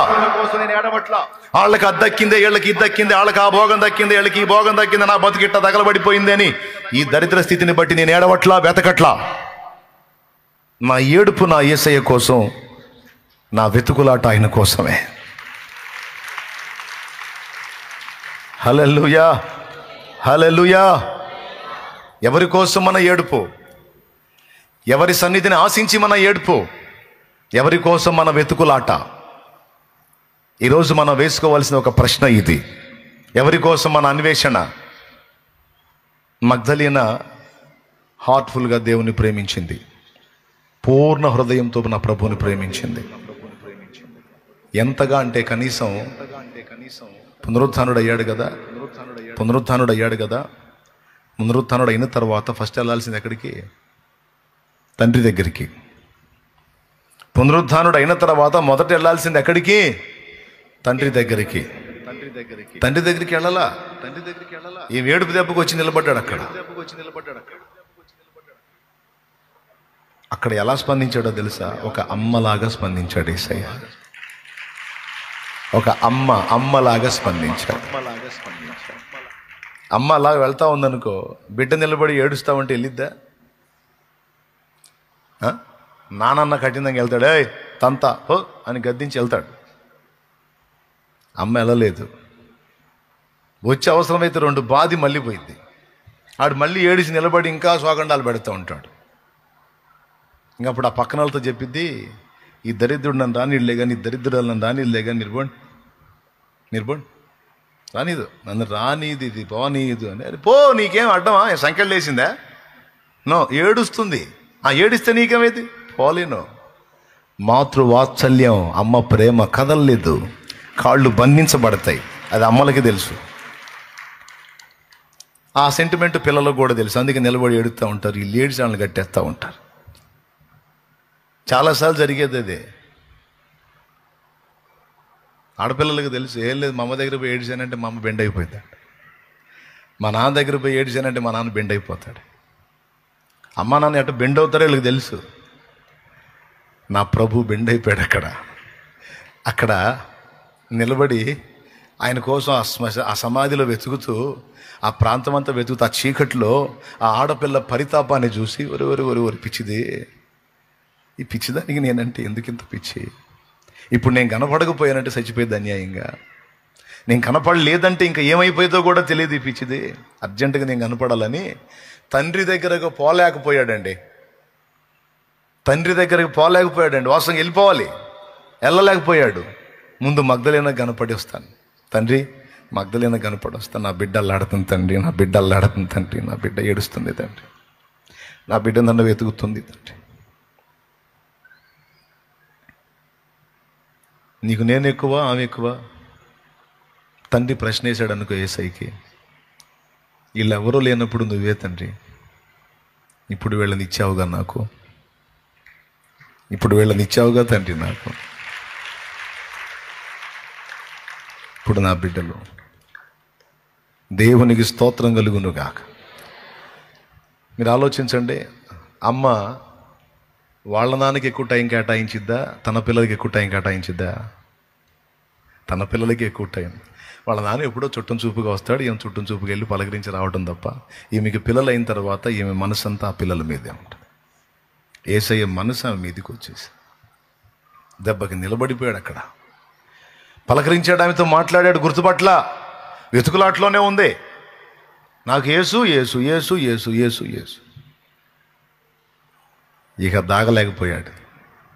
ఆయనతో మాట్లాడుతూ కూడా చుట్టూ దేవులాడుతూనే ఉంది. వెనక నుండి పిలిచాడు, మరియా. ఆ పాత స్వరంతో పిలిచాడు. ఆ గొంతుంది, నా గొర్రెలు నా స్వరము వినును అని రాశాడు కదా. పెద్ద కేక వేసింది, రబ్బుని అంటే బోధకుడా బోధకుడా అని తిరిగి అలాగూ పరిగెత్తి ఆగా. నీ ఏడుపు దెబ్బకి నేను ఇక్కడ ఆగాల్సి వచ్చింది, లేకపోతే నేను తండ్రి దగ్గరికి వెళ్ళి రావాలి. ఇంకా తండ్రి దగ్గరికి ఎక్కిపోలేదు గనక నన్ను ముట్టొద్దు. నేను కనబడకపోతే, నేను మాట్లాడకపోతే నువ్వు దెబ్బతినేటట్టున్నావు. అందుకే నేను ఆగలేకపోయానమ్మా, వచ్చాను. నా సహోదరులను కూడా కలుసుకుంటాను, వెళ్ళి చెప్పు. నేను చెప్పలేదా సజీవుడిని అవుతానని? మరణము నన్ను బంధించి ఉంచుట అసాధ్యమో, నన్ను ఎవడో చంపలేడు, చావునే చంపి నేను లెగుస్తానని చెప్పా కదా. చూసావుగా పో. ఇక మరియ ఆనందానికి అంతు లేదు. దేవునికి స్తోత్రం కలుగును గాక. మీకు తెలుసా, యేసు పునరుద్ధానాన్ని గూర్చిన సాక్షి ఒక స్త్రీ. యేసు పునరుద్ధానాన్ని గూర్చిన మొట్టమొదటి సాక్షి ఒక స్త్రీ. దూతలు చెప్పటమే కాదు, యేసు సాక్షాత్తు తానే కనబడి మాట్లాడే ఆ ప్రేమని కనపరిచే ప్రభువును ఆకర్షించింది ఒక స్త్రీ. నేను అడుగుతున్నాను ఈరోజు, నువ్వేం వెతుకుతున్నావు? ఎవరిని వెతుకుతున్నావు? నువ్వు ఎందుకు ఏడుస్తున్నావు? నా ప్రభు నిన్ను అడిగితే నువ్వేం చెబుతావు? 24 సమస్యలు చెప్తావు. కానీ మగ్దలేను అడుగుతాం, మగ్దలేన ఎందుకు ఏడుస్తున్నావు అంటే, నా ప్రభువు కోసం ఏడుస్తున్నా. మగ్దలేన ఎవరిని వెతుకుతున్నావు? నా ప్రభువుని వెతుకుతున్నాను. ఇంకా ఈ లోకంలో ఉన్నవేవి అక్కర్లేదా? నాకొద్దు. వాటన్నిటికంటే శ్రేష్ఠుడు, సర్వకృపానిధి, సంపదల గని నా యేసు, నా ప్రాణప్రియుడు, నా ప్రభు, నా రక్షకుడు, నా రాజు, శాశ్వత కాలము నాకు తోడై ఉండే నా దేవుడు. ఈ లోకమంతా ఒకనాడు నాకు హత్తుకొని ఉంటారు, ఒకనాటికి నన్ను వదిలిపెట్టి వెళ్ళిపోతారు. కానీ ఇప్పుడు, ఎప్పుడు, ఎల్లప్పుడూ నిత్యత్వ పర్యంతం నాకు తోడై ఉండే నా ప్రాణనాథుడు నా యేసయ్య. నాకు ఆయన కావాలి. ఆయన కోసం నా ఏడుపు, ఆయన చిత్తం నెరవేర్పు కోసం నా ఏడుపు, ఆయన రాజ్య నిర్మాణం కోసం నా ఏడుపు, ఆయన సన్నిధి కొరకు నా ఏడుపు. పురుషులు, స్త్రీలు అందరి హృదయాల్లో ఈ భారమే ఉండాలి. ఎవరి కొరకు నీ అన్వేషణ? యేసు కొరకు. దేవునికి స్తోత్రం కలుగును గాక.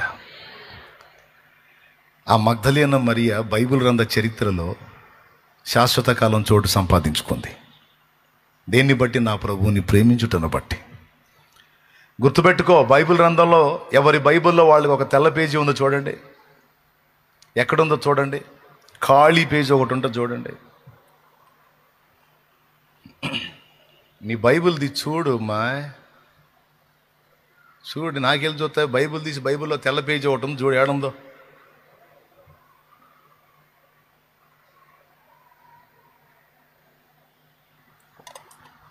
కనపడిందా మీ బైబిల్లో? కనపడిందా? ఏడో ఉంది చూడండి. ఒక తెల్ల పేజీ ఉంటుంది.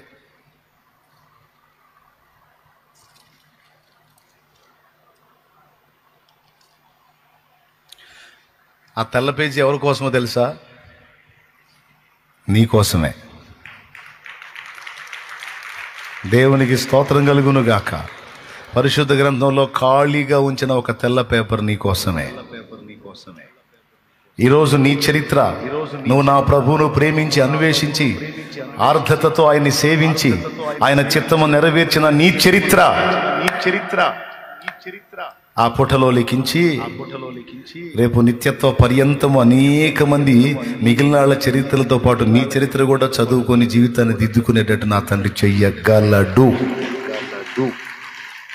ఎస్. ఎవరు బైబిల్లో వాళ్ళకి తెల్ల పేపర్ ఉందా? ఆ పేపర్ నీ కోసమే. ఇక ఏమి రాసుకుంటావో నీ బ్రతుకులో నువ్వు రాసుకునే దాన్ని బట్టి అక్కడ లిఖితమైద్ది.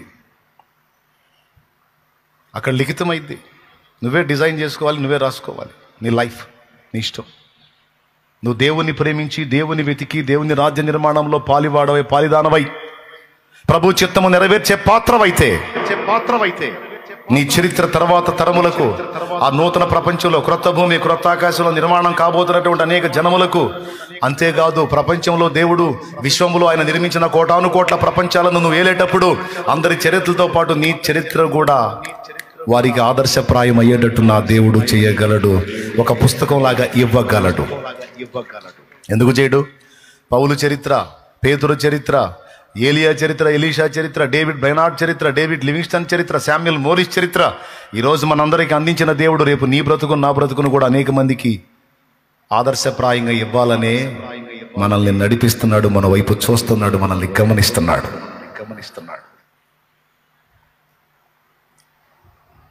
నిర్ణయం నీదే. నిర్ణయం నీదే. కాసేపు వింటావు, నేను ఆమెనంటాను, నువ్వు జంపు, నా దారిన నేను జంపు. కానీ కొంతమంది మైండ్ అట్టుండదు. దేవుని మాటలు తీవ్రంగా తీసుకొని దైవ చిత్తాన్ని నెరవేర్చడానికి హృదయంలో తీవ్రత కలిగి కష్టపడతారు. ఇంతమందిలో మగ్దలేన మరియలు ఉంటారో, అలాగే దేవుని వెతికేటువంటి పేతురు, యోహాను, యాకోబులు, పౌలులు ఉంటారు. ప్రభువును ప్రేమించేటువంటి దానియేలులు, దావీదులు ఉంటారు. వాళ్ళ కోసం మాట్లాడుతున్నాడు నా దేవుడు. తుచ్చమైన అల్పకాల లోక భోగాల కోసం టైముని, తలాంతుని, జ్ఞానాన్ని వెచ్చించొద్దు. అదే జీవిత పరమార్థం అనుకోవద్దు. అంతకంటే శ్రేష్టంగా నేను ఒకడు ఉన్నాను, నా చిత్తము నెరవేర్చుట నీ జీవిత పరమావధిగా నువ్వు తీసుకో, ధన్యుడు అవుతావని నా దేవుడు మాట్లాడుతున్నాడు. కాబట్టి నా ప్రభువుని వెతుకుట, ఆయన సన్నిధిని వెతుకుట, ఆయన కొరకు రోధించుట. నీ దగ్గరకు వచ్చి యేసయ్య కూర్చున్నప్పుడు యేసయ్య సంతోషించాలి. ఎందుకు ఏడుస్తున్నావురా నా కుమారి, ఎందుకు ఏడుస్తున్నావు కుమారుడా అంటే నువ్వు చెప్పాలి, ప్రభా నీ కోసం, నీ సన్నిధి కోసం, ఇంకేం అక్కర్లేదా, ఏమొద్దు, నువ్వు కావాలి. నిన్ను చూడాలని యేసయ్యా, నీ సేవ చెయ్యాలని ఆశయ్యా. నిన్ను చూడాలని యేసయ్యా, నీ సేవ చెయ్యాలని ఆశయ్యా.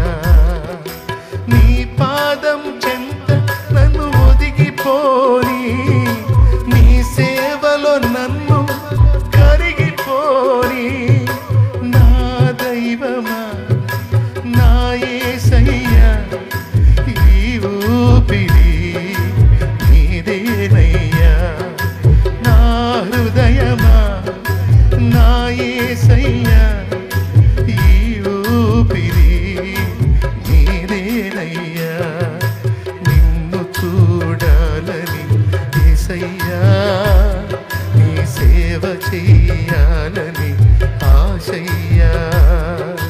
నా యౌవనమంతా యేసయ్యా, నీలో ఫలించాలని ఆశయ్యా.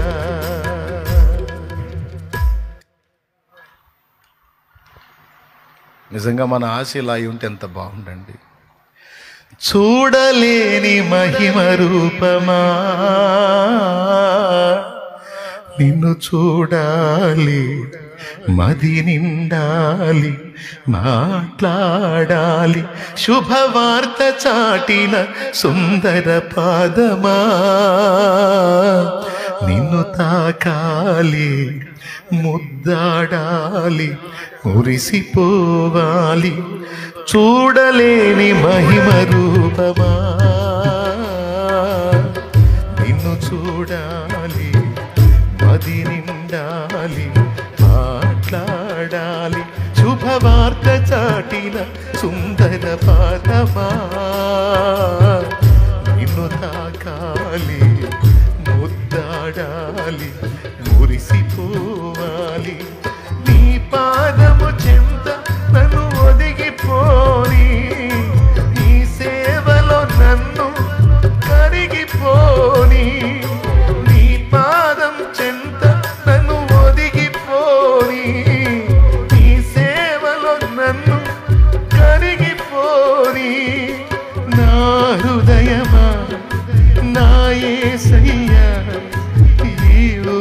ఊపిరి నీదేనయ్యా, నా హృదయమా నా యేసయ్యా, ఈ ఊపిరి నీదేనయ్యా, నిన్ను చూడాలని యేసయ్యా, నీ సేవ చెయ్యాలని ఆశయ్యా,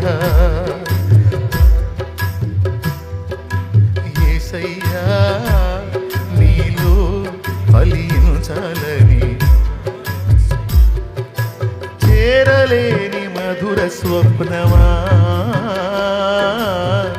నిన్ను చేరాలి, చిగురించాలి, నీ చెంత ఉండాలి, మేరలేని ధవళ తేజమా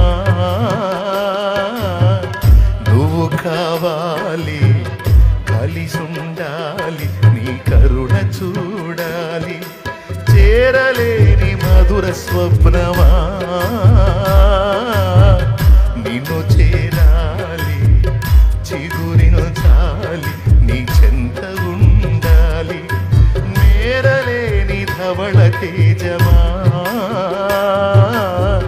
నువ్వు కావాలి, కలిసుండాలి, కరుణ చూడాలి, నీ పాదం చెంత నన్ను ఉండిపోని, నీ సేవలో నన్ను కరిగిపోని, నీ పాదం చెంత నన్ను ఉండిపోని, నీ సేవలో నన్ను కరిగిపోని, నా హృదయమా నా యేసయ్యా, ఈ ఊపిరి నీదేనయ్యా, నా హృదయమా నా యేసయ్యా, ఈ ఊపిరి నీదేనయ్యా, నిన్ను చూడాలని యేసయ్యా, నీ సేవ చెయ్యాలని ఆశయ్యా,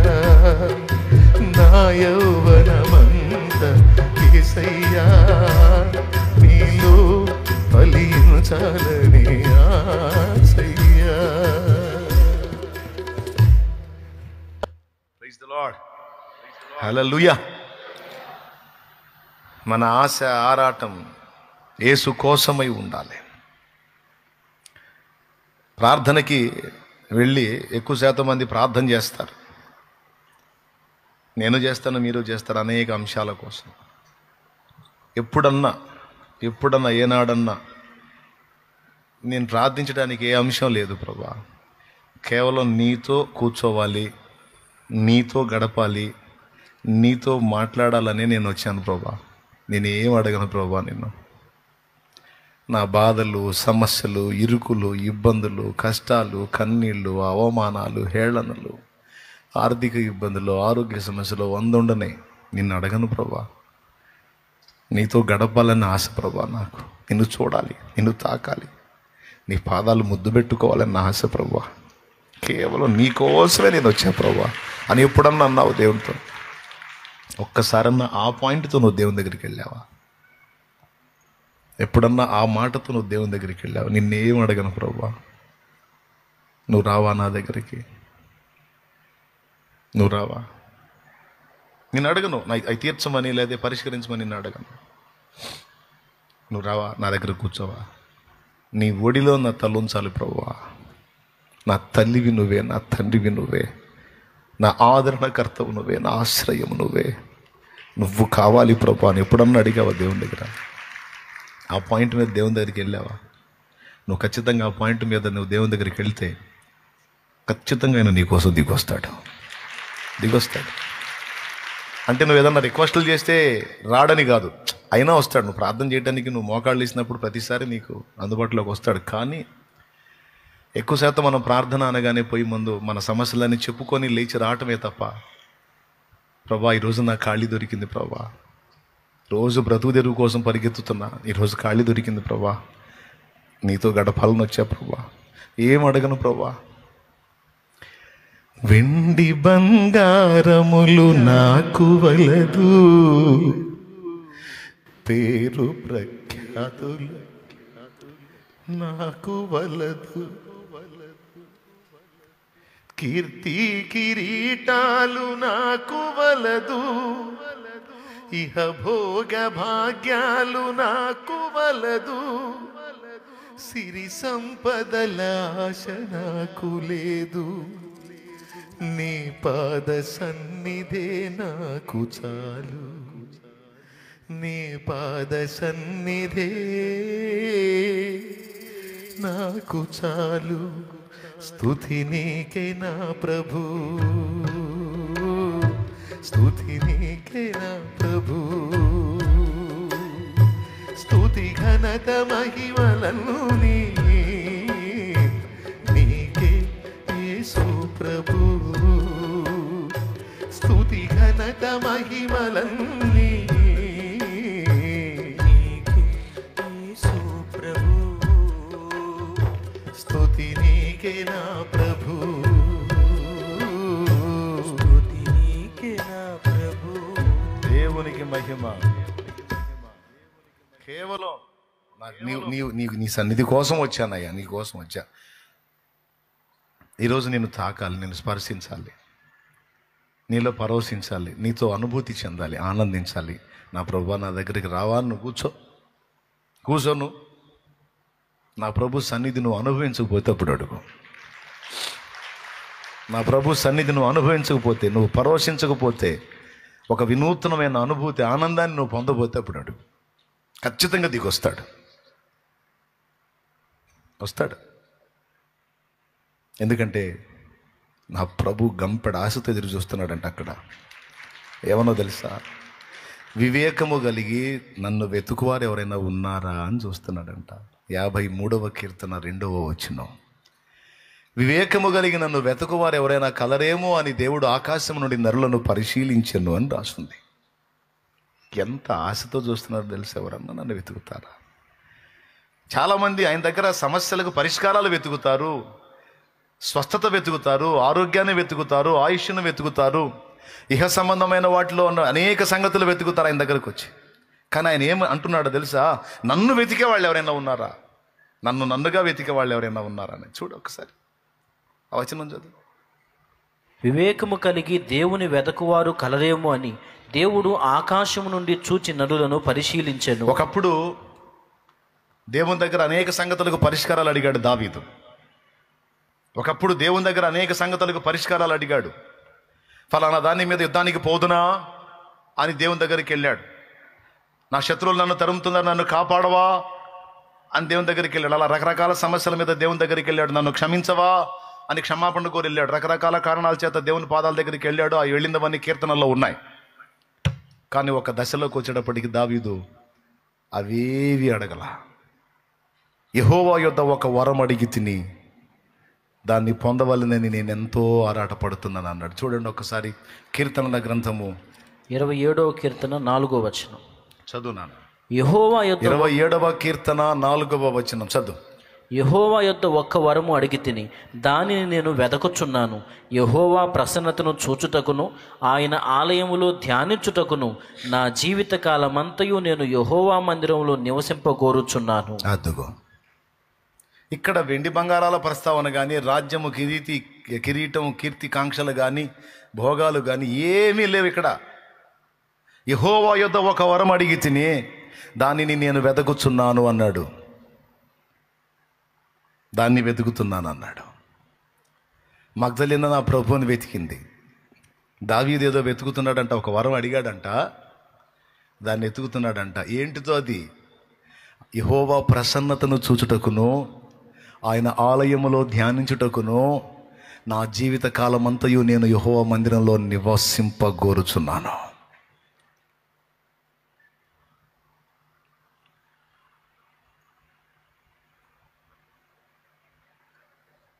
ఏం దావీదు, 1/2 డజన్ మంది భార్యలు చేసుకున్నావుగా, ఇంకో డజన్ ఎతకపోయావా? నాకు వద్దురా బాబు. రాజ్యకాంక్ష లేదా? శత్రువుల ప్రాణాన్ని అడక్కపోయావా? నాకు వద్దురా బాబు. వెండి బంగారాలు అడక్కపోయావా? నాకు వద్దురా బాబు. భూ సంబంధమైన భోగాలు చాలా ఉన్నాయి, విలాసాలు అడక్కపోయావా? నాకు వద్దురా బాబు. ఏంది దావీదు, అందరూ నీలాగా బతకాలని కోరుకుంటారు అయితే రాజులయ్యే, అన్ని భోగాలు అనుభవించాలని కోరుకుంటారు అయితే నువ్వేంది దేవుడు అంటున్నావు అంటే, నేను అలానే అనుకున్నాను రా, రాజును అయ్యాక అర్థమైంది నాకు ఇదంతా ఒట్టిదేనని బూడిదేనని. ఉన్నదంతా ఆయన దగ్గరే ఉందిరా, ఉన్నదంతా నా ప్రభు దగ్గరే ఉంది. నీ సన్నిధిని సంపూర్ణ సంతోషము కలదు, నీ కుడి చేతిలో నిత్య సుఖములు కలవు. అందుకే ఆయన ప్రసన్నతని చూడటానికి, ఆయన సన్నిధిలో ధ్యానించడానికి నా జీవిత కాలం అంతా ఆయన మందిరంలోనే నేను నివసించాలని నేను ఆరాట పడుతున్నాను, నేను అదే వెతుకుతున్నాను అన్నాడు. ఇప్పటి వరకు మీరు దేవుని పాదాల దగ్గరికి వెళ్ళి రకరకాలు వెతికారు. ఈరోజు అడుగుతున్నాను, మగ్దలేన వెతికినట్టు, ఏం కావాలమ్మా నీకు, ఎవరిని వెతుకుతున్నావు, ఎందుకు ఏడుస్తున్నావు అంటే, యేసు కోసం ఏడుస్తున్నాను, యేసును వెతుకుతున్నాను అనగలవా? దావీదు ఏం వెతుకుతున్నావు? నేనా నా దేవుని ప్రసన్నతని వెతుకుతున్నాను, నా దేవుని ఆలయంలో ధ్యానించాలనుకుంటున్నాను, ఆయన సన్నిధిలో తుది శ్వాస విడిచేంత వరకు ఉండిపోవాలనుకుంటున్నాను. దేవునికి స్తోత్రం కలుగును గాక. హల్లెలూయా. మరి నువ్వేం అడుగుతున్నావు దేవుని ముందు? బాధలు, ఇబ్బందులు, ఇరుకులు, సమస్యలు, కష్టాలు, కన్నీళ్ళు అడుగు, తప్పులేదు. నువ్వు అడిగినా తీరుస్తాడు, అడగకపోయినా తీరుస్తాడు. అడగాల్సింది అడిగితే ఏంటంటే ఆయన సన్నిధి. ఎందుకు వచ్చావు నువ్వు? నీకోసమే వచ్చావు ప్రభువా. ఎవరు కావాలి నీకు? నువ్వే కావాలి. నేను కావాలా? నేను ఇచ్చేయి కావాలా?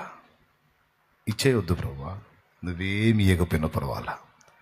నిన్ను చూడాలి, నిన్ను తాకాలి, నీ పాదాలు స్పర్శించాలి, నీ పాదాలు ముద్దాడాలి, నీ సన్నిధి అనుభవించాలి, నీ ప్రసన్నతను చూడాలి, నాకు నువ్వంటే ఇష్టం అని ఎప్పుడైనా ఏనాడైనా దేవుని ముందుకు వెళ్ళి నువ్వు అడిగితే ధన్యుడివి. ఒకవేళ ఇప్పటివరకు నీకు అలవాటు లేకపోతే ఇక నుంచి నువ్వు అడగటం నేర్చుకో, ఆయన సన్నిధిని ఆకర్షించడం నేర్చుకో, ఆయన ఆహ్వానించడం నేర్చుకో, ఆయనతో కూర్చోవడం నేర్చుకో, ఆయనతో సంభాషించడం నేర్చుకో, ఆయనతో సహవసించడం నేర్చుకో. ఎందుకంటే ఆయన ఆకాశం నుండి పరిశీలిస్తున్నాడట. అట్లాంటి వాళ్ళు ఎవరైనా ఉన్నారా అని. ఒకవేళ నువ్వు అలా ఉన్నట్టయితే నేను చెప్తున్నా, నువ్వు ఒక మరో దావీదువే అవుతావు నువ్వు. హల్లెలూయా. అట్లా ఉంటే నువ్వు ఒక మగ్దలేనవే అవుతావు. మళ్ళీ నువ్వు దేవునికి మహిమ కలుగును గాక. ఇక నువ్వు అంతంత మాత్రంగా ఉండవు. రైట్. ఇప్పుడు 2 విషయాలు మీకు నేర్పాను అనుకుంటున్నాను. మొట్టమొదటిది, యేసును వెతకాలి, యేసు కోసం ఏడవాలి, అంటే ఆయన సన్నిధి కోసం. రెండవది, ఆయన ఆలయంలో ఆయన ప్రసన్నత కొరకు ధ్యానించట కొరకు. మీకు ఒక మాట చెప్తాను. దేవుడు బైబిల్లో మాట రాయించాడు. నేను చెప్పే మాటలు ఏమైనా అనవసరంగా అనిపిస్తున్నాయా మీకు? ఏమన్నా ఇబ్బందిగా అనిపిస్తున్నాయా? మ్యాటర్ సీరియసే కదా. అంటే నా ఫీలింగ్ నాకు ఉంటుంది కదా. నాలాగా మీరు కూడా మీ హృదయాలు స్పందిస్తున్నాయా, లేకపోతే మీరు ఏమైనా ఇబ్బందిగా ఫీల్ అవుతారా? టచ్ చేశాలే, లైన్లో ఉన్నారుగా. దేవునికి స్తోత్రం కలుగును గాక. దేవుడు బైబిల్లో దేన్ని బట్టి సంతోషిస్తాడో రాయించాడు. సమూయేలు గ్రంథంలో, ఒకడు సమీపించి బలి అర్పించడం కాదు కానీ నా మాటను వినటాన్ని బట్టి నేను సంతోషిస్తాను అన్నాడు. కీర్తనల గ్రంథంలో, గుర్రముల నరుల బలమునందు ఆయన ఆనందించడు కానీ కృపను వేడుకునే వారి విషయంలో ఆయన సంతోషిస్తాడని రాయించాడు, ఆనందిస్తాడని రాయించాడు కీర్తనాల్లో. ఈ రెండింటితో పాటు ఇంకో మాట కూడా రాయించాడు. అది ఎక్కడుందో పట్టుకుంటే గ్రేటే. మీలో మంచి సీనియర్స్ ఉన్నారు, పట్టుకుంటారని నా నమ్మకం. యెహోవానగు నన్ను ఒకడు పరిశీలనగా తెలుసుకున్నటను బట్టి నేను సంతోషిస్తానని రాయించాడు. బైబిల్లో ఒక చోట రాయించాడు. పట్టుకుంటే గ్రేటే. యెహోవానగు నన్ను పరిశీలనగా తెలుసుకొనుటను బట్టి నేను సంతోషించువాడనై ఉన్నాను అన్నాడు. అట్టి వారిలో నేను ఆనందించువాడనై ఉన్నానని రాయించాడు. తీయగలిగితే గ్రేటే. 3 అంకెలు లెక్క పెడతా. 1, పెద్దగా చెప్పమా. ఇర్మియా గ్రంథం 9వ అధ్యాయం 24వ వచనం. చదువు. అతిశయించువాడు దేవుని బట్టి అతిశయింపవలననగా ఆ. భూమి మీద కృప చూపుచు నీతి న్యాయములు జరిగించుచున్న యెహోవాను నేనే అని గ్రహించి నన్ను పరిశీలనగా తెలుసుకుంటున్న బట్టియే అతిశయింపవలను. అట్టి వాటిలో నేను ఆనందించువాడనని యెహోవా సెలవిచ్చుచున్నాడు. చప్పట్లు కొట్టి దేవుని మహిమ పరుద్దామా?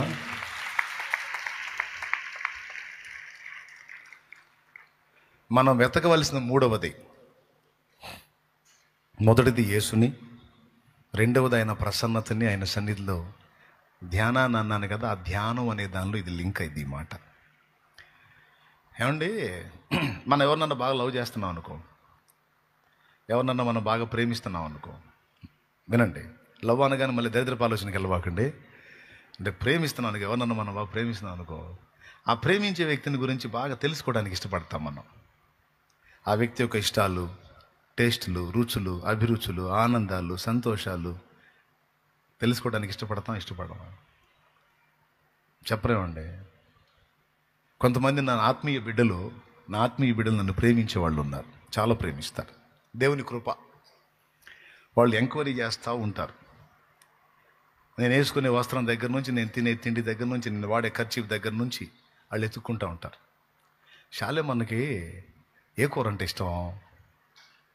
ఆడపిల్లలకి పాపం మాకు నైపుణ్యం అంతా కూరలోనే ఉంటుంది కదా. శాలు మనకి ఏ కూర అంటే ఇష్టం? స్వీట్స్లో శాలు మనకి ఏదంటే ఇష్టం?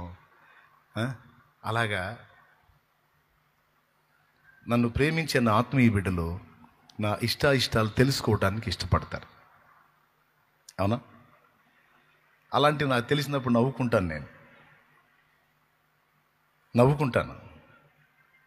సరే, కించిత్ సంతోషం ఉంటుంది నాకు, నా బిడ్డలు నా గురించి పరిశీలిస్తున్నారు అని. ఒక మనిషిగా నేనే ఆనందపడితే, ఆయనను ప్రేమిస్తూ ఆయన గుణగణాలని, ఆయన వ్యక్తిత్వ సౌందర్యాన్ని, ఆయన ఆలోచన విధానాన్ని, ఆయన కదలికల్ని మనం ధ్యానిస్తున్నప్పుడు, వాటిని పరిశీలిస్తున్నప్పుడు ఎంత సంతోషపడతాడో తెలుసా? దేవునికి స్తోత్రం కలుగును గాక. దావీదు దగ్గర ఉన్నది అదే. చిన్న ప్రాయం నుంచి మళ్ళా ఇప్పుడు చిన్న వయసు వాళ్ళని చూడండి, ఆ దేవుని దగ్గరకు వచ్చి కూర్చోవాలంటే ఆడికి బోరు. అందుకే ఆడు బతుకంతా బోర్ అయిపోయింది. కానీ కొంతమంది పిల్లలు ఉన్నారు, చిన్న వయసు వాళ్ళే. స్తోత్రాలు చెప్పండి అందరూ, గట్టిగా చెప్పండి. చిన్న వయసు పిల్లలే ఉన్నారు, వాళ్ళ హృదయాల్లో దేవుని పట్ల ఆశ. దావీదు మైండ్ ఏంటో తెలుసా? చిన్నప్పటి నుంచి వాళ్ళ అమ్మ చెప్పినప్పుడు దేవుని మాటలు విన్నాడు. పొలంలో నా దేవుడు ఏమనుకుంటున్నాడో, నా దేవుడు ఇప్పుడు ఎలా చేస్తాడో, నా దేవుడు ఎలా కదులుతాడో, నా దేవుడు ఇప్పుడు ఏం చేయాలనుకుంటున్నాడో అని మైండ్ అంతా ఆయన గురించి తెలుసుకోవటం, ఆయన గురించి ఆలోచించటం, ఆయన ఏం చేస్తే ఇష్టపడతాడో వెతుక్కోవటం, వాటిని చేయటానికి ట్రై చేయటం. ఇక ఎనీ టైం ఇదే, చిన్నప్పటి నుంచి అంతే. అలాగ దేవుణ్ణి ప్రేమించి, దేవుని కదలికల్ని, దేవుని ఆలోచనలని, దేవుని ప్రసన్నతని వెతికిన వాడు సామాన్యుడిగా ఉన్నాడా, అగ్రగణ్యుడయ్యాడా? పెద్దగా చెప్పండి. ఎలాంటోడయ్యాడు? యోధుడయ్యాడు. అతని గురించి ఏం రాస్తుందో తెలుసా? వాస్తవంగా గొర్రెలు కాసేవాడని రాస్తుంది స్టార్టింగ్లో. కానీ సౌలు పరిచారకుడు ఏం చెబుతాడో తెలుసా? అతడు రూపసి, సితారా చమత్కారంగా వాయించగలవాడు, శూరుడు, యుద్ధశాలి, వీటన్నిటితో పాటు యెహోవా వానికి తోడుగా ఉన్నాడు అని చెప్తాడు. దావీదుని గురించి ఆ మాట మాట్లాడతాడు. అరే, గొర్రెలు కాసేవాడికి ఇన్ని సంగతులు ఎట్లా తెలుసా? ఆయనే నేర్పాడు. బైబిల్ గ్రంథంలో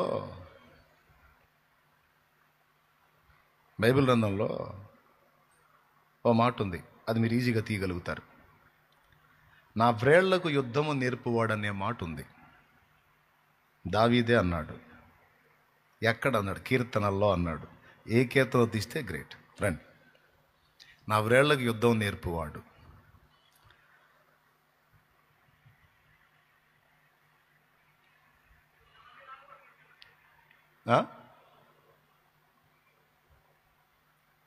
సరిగా చూసి చెప్పండి.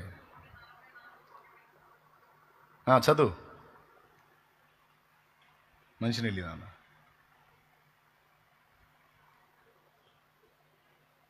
144 కీర్తన నేను ముగించబోతాను, ఇక ప్రార్థన చేస్తాను నేను.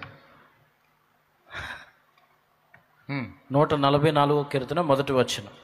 నాకు ఆశ్రయదుర్గమగు యెహోవా సన్నుతింపబడును గాక. ఆయన నా చేతులకు యుద్ధమును నా వ్రేళ్లకు పోరాటమును నేర్పువాడై ఉన్నాడు. దేవునికి స్తోత్రం కలుగును గాక. నా చేతులకు యుద్ధమును నా వ్రేళ్లకు పోరాటము నేర్పువాడై ఉన్నాడు. నాకు ఒక డౌట్ వచ్చిందండి. సరే, చేతులకు యుద్ధం అంటే తీసేయి, చేతులతో యుద్ధం చేస్తారు.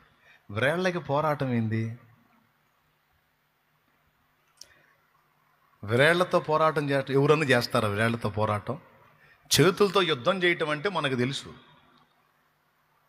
వ్రేళ్లకు పోరాటం నేర్పటం ఏంటి? వ్రేళ్లతో ఎవరైనా యుద్ధం చేస్తారా? పోరాటం చేస్తారా? జస్ట్ కొంచెం ఆలోచన చేయండి. వ్రేళ్లతో చేస్తారా? చేతితో చేస్తారా? ఇప్పుడు విల్లంబు పట్టిన చేతులు వాడాలి. చేతులు అంటే వేళ్ళతో సహా మొత్తం కలిపి వాడాలి. అంతే. పోరాటం ఏంటి అంటే, నాకు అర్థమైన పోరాటం సితారా చేత పట్టుకొని ఆ వ్రేళ్లతో చమత్కారంగా వాయిస్తూ, అక్కడ చెయ్యి మొత్తం వాడాల్సిన అవసరం, జస్ట్ వ్రేళ్లే వాడాలి సితారాకి. ఈ చెయ్యి మొత్తం పెట్టామనుకో, సౌండ్ ఇంకో టైప్లో వచ్చింది, అసలు సౌండ్ ఆగిపోయింది.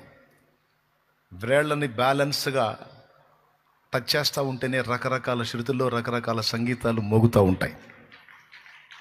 పోరాటాలు 2 రకాలు. కత్తి, విల్లంబు, ఈటె, బడిసె, బాణం పట్టుకొని పోరాడే పోరాటాలు ఒక పోరాటం అయితే, సౌలు మీదకి దురాత్మ వచ్చినప్పుడు ఒక డిఫరెంట్ పోరాటం చేశాడు దావీదు. ఆ పోరాటం ఏంటో తెలుసా? సంగీతముతో దేవుని స్తుతించుట. అది పోరాటమే, అది పోరాటమే. ఆ వ్రేళ్లతో సంగీత వాయిద్యాన్ని వాయిస్తూ దేవుని మైమరచి స్తుతిస్తూ ఉంటే సౌలుకు పట్టిన దయ్యం, మెంటల్ దయ్యం వదిలిపోయి స్వాంతన పొందాడని రాస్తుంది. ఎంత బాగా రాశాడు ఆ మాట. దావీదు యవ్వన ప్రాయము కాదు, పసితనం మొదలుకొని దేవుని పిచ్చోడండి, దేవుని పిచ్చోడో. కొంతమంది యవనస్తులు ఈరోజు పిల్లలు, కొంతమంది దేవుని సన్నిధిలో కాసేపు కూర్చోవాలన్నా, దేవునితో కనెక్ట్ అవ్వాలన్నా, దేవుని గురించి ధ్యానించాలన్నా, ఆలోచించాలన్నా అంతగా పట్టింపు ఉండదు. పెద్దోళ్ళు ఏదో పిలుచుకొచ్చారని కూర్చొని సణుకుంటా కొనుక్కుంటా అటు మెసులుతా ఇటు మెసులుతా తిప్పలు పడతా ఉంటారు. దావీదు అట్టంటోడు కాదు. వాళ్ళ తల్లి చెప్తుంటే ఆ మాటను అలాగా హృదయం నిండా నింపుకున్నటువంటి వ్యక్తి దావీదు. అందుకే చరిత్ర పుటల్లో నిలిచిపోయాడండి దావీదు. దావీదు ఎంత ధన్యుడయ్యాడో తెలుసా? గొర్రెలు కాసుకునేవాడు ఆ స్థితిలో లేడు. దేవుణ్ణి ప్రేమించిన దావీదు రాజు అయ్యాడు. అంతటితో ఆగల. తన తరమ వారికి దేవుని సంకల్పం చొప్పున సేవ చేసి నిద్రించాడు. అంతటితో ఆగల. ఈరోజు కూడా మనం పాడుకునే చాలా కీర్తనల్లో దావీదు ఇన్వాల్వ్మెంట్ ఉంది. దేవుడు దావీదును వాడుకుని అద్భుతమైన కీర్తనలు రచింపజేశాడు. అంతటితో ఆగల. సృష్టికర్త అయిన ప్రభు భూమి మీదకి వచ్చి ఆ దావీదు కుమారుడు అనిపించుకోవడానికి ఇష్టపడ్డాడు. అది దావీదుకు దేవుడిచ్చిన ఆధిక్యత. ఏ వయసు నుంచి? పసితనం నుంచి. ఏం తెలుసుకోవడానికి ఇష్టపడ్డాడు?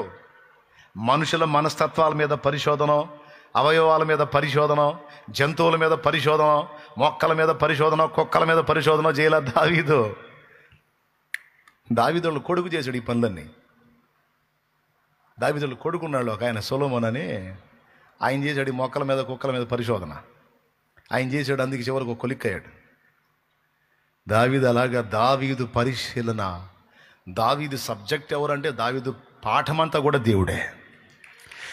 నా దీపమును వెలిగించువాడు నా చీకటిని వెలుగుగా చేయును. నా దీపమును వెలిగించువాడు నా చీకటిని వెలుగుగా చేయును. జలరాసుల నుండి బలమైన చేతితో, జలరాసుల నుండి బలమైన చేతితో వెలుపల చేర్చిన బలమైన దేవ, వెలుపల చేర్చిన బలమైన దేవ, యెహోవా నా బలమా, యథార్థమైన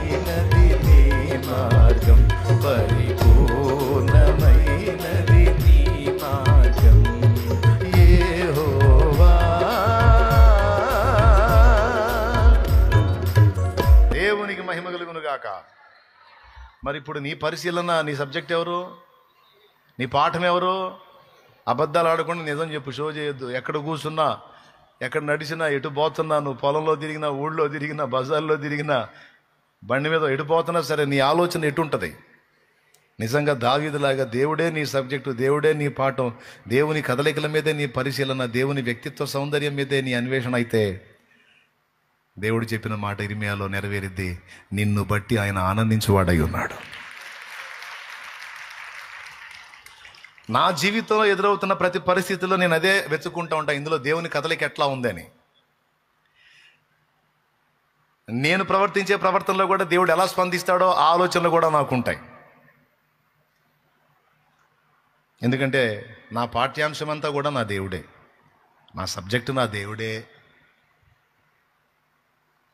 మరి నేనేమన్నా నష్టపోయానా? వేస్ట్ ఫెలోగా మిగిలిపోయానా?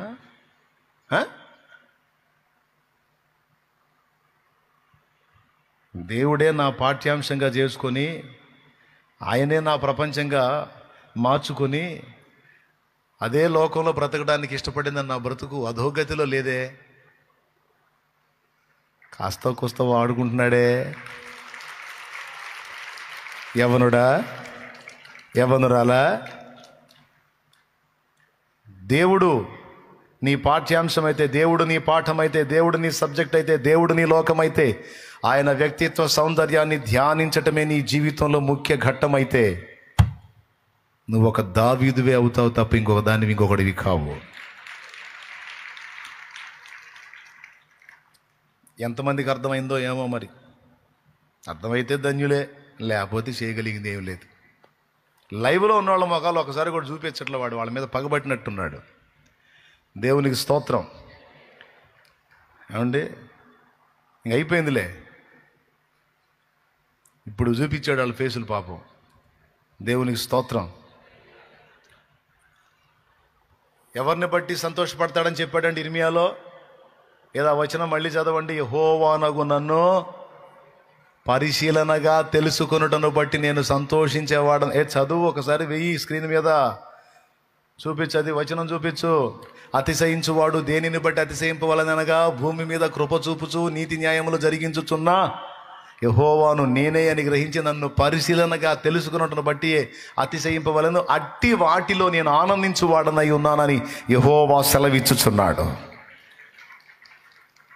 ఆయన కృపను ధ్యానించాలి, ఆయన ప్రేమను ధ్యానించాలి, ఆయన శౌర్యాన్ని ధ్యానించాలి, ఆయన బల పరాక్రమాలు ధ్యానించాలి. నేను ధ్యానించిన విషయాలు ఒక చోట మాట్లాడుతుంటే ఆశ్చర్యంగా చూస్తారు ప్రజలు. నేను ఆయన పర్సనాలిటీ కూడా ధ్యానిస్తా.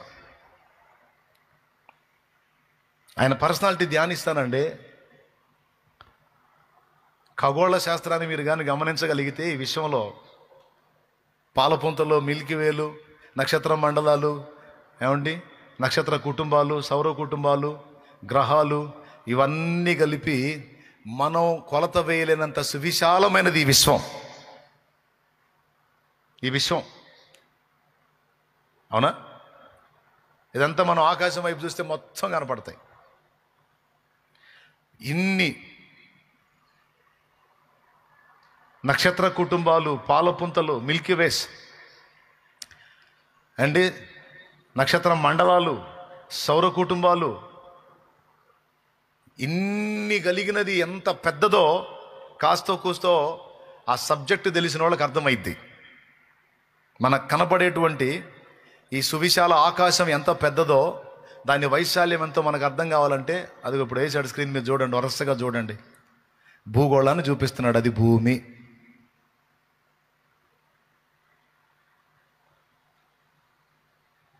ఇక వస్తానే ఉంటుంది సౌర కుటుంబం. అలాంటి ఎన్ని ఉన్నాయో చూడండి. అయిపోలా, చూడు నీ ఓపిక. మొత్తం కలిపి గుంపు వచ్చినాయా? మళ్ళీ ఈ గుంపులన్నీ కలిపి మళ్ళీ ఇంకో గుంపులు అవుతాయి చూడు. మళ్ళీ అది కదంతా ఒక పెద్ద గుంపు అయిందా? ఇప్పుడు అలాంటివి ఎన్ని ఉంటాయి చూడు. మళ్ళీ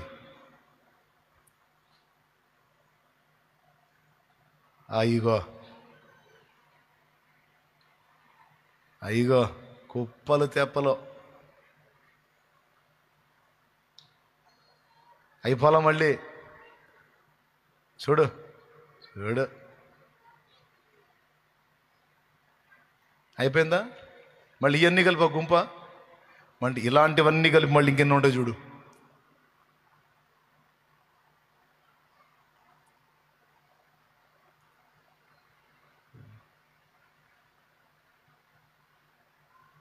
అద్దుగో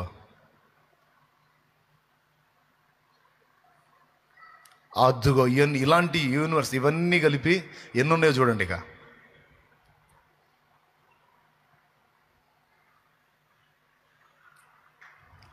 ఏమైనా అర్థమైందా మీకు? చదువుకున్న వాళ్ళకి అర్థమైద్ది, మైండ్ పోయిద్ది. మరి దేవుడు సృష్టించింది జానాబెత్తడి ప్రపంచం అనుకున్నా? అసలు మనం లెక్క పెట్టలేం. జానాబెత్తడి ప్రపంచం కాదు, మనం లెక్క పెట్టలేం, అంచనా వేయలేం. ఇలాంటివన్నీ శూన్యంలో నిలబెట్టాడు. వాటన్నిటిని తన యందు కలిగి ఉన్న ఈ ఆకాశం మనం చూస్తున్నాం. ఆకాశం, ఇంత పెద్ద ఆకాశంలో అన్నిటిని సృష్టించి శూన్యంలో నిలబెట్టి అన్నిటినీ నడిపిస్తున్నాడా? మరి ఇన్నున్నటువంటి ఆకాశం ఎంత పెద్దది.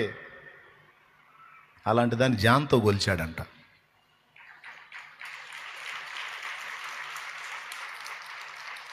జానతో గొలిచాడంట, మూరతో కాదు, బారతో కాదు, జాన. అప్పుడు ఇక ఆయన ఎంత ఉన్నాడో ఊహించండి, ఆయన పర్సనాలిటీ. దేవుడేమన్నా జానాబెత్తడు ఉన్నాడు అనుకున్నావా? ఏమండి, ఇది దోసిలి అంటారు దీన్ని, రెండు చేతులు కలిపితే. ఇందులో సగం పుడిసిలి. సముద్రాన్ని ఎంతమంది చూశారు చెప్పండి? సముద్రాన్ని చూసిన వాళ్ళు చేతులు ఎత్తాలి తొందరగా, దించండి. నేను చూడలేదన్న వాళ్ళు చేతులు ఎత్తండి. మరి ఎప్పుడన్నా ఒకసారి సిద్ధపడి రండి, పోదాం. రేపు చీరాల కూటమి ఉంటుంది, మందిర ప్రతిష్ఠ ఆరాధన ఉంటుంది. రా, వీళ్ళేది అటు తీసుకొని పోతా సముద్రంలోకి. ఇది పుడిసిలి, దీనికి ఇది జాయిన్ అయితే దోసిలి. అగాధ సముద్రాలు, భూమి మీద 3 అంతుల సముద్రమే ఉంది, నీళ్ళే ఉన్నాయి. ఆ నీళ్ళని దోసిలతో కాదు, పుడిసిలతో పోసాడంట.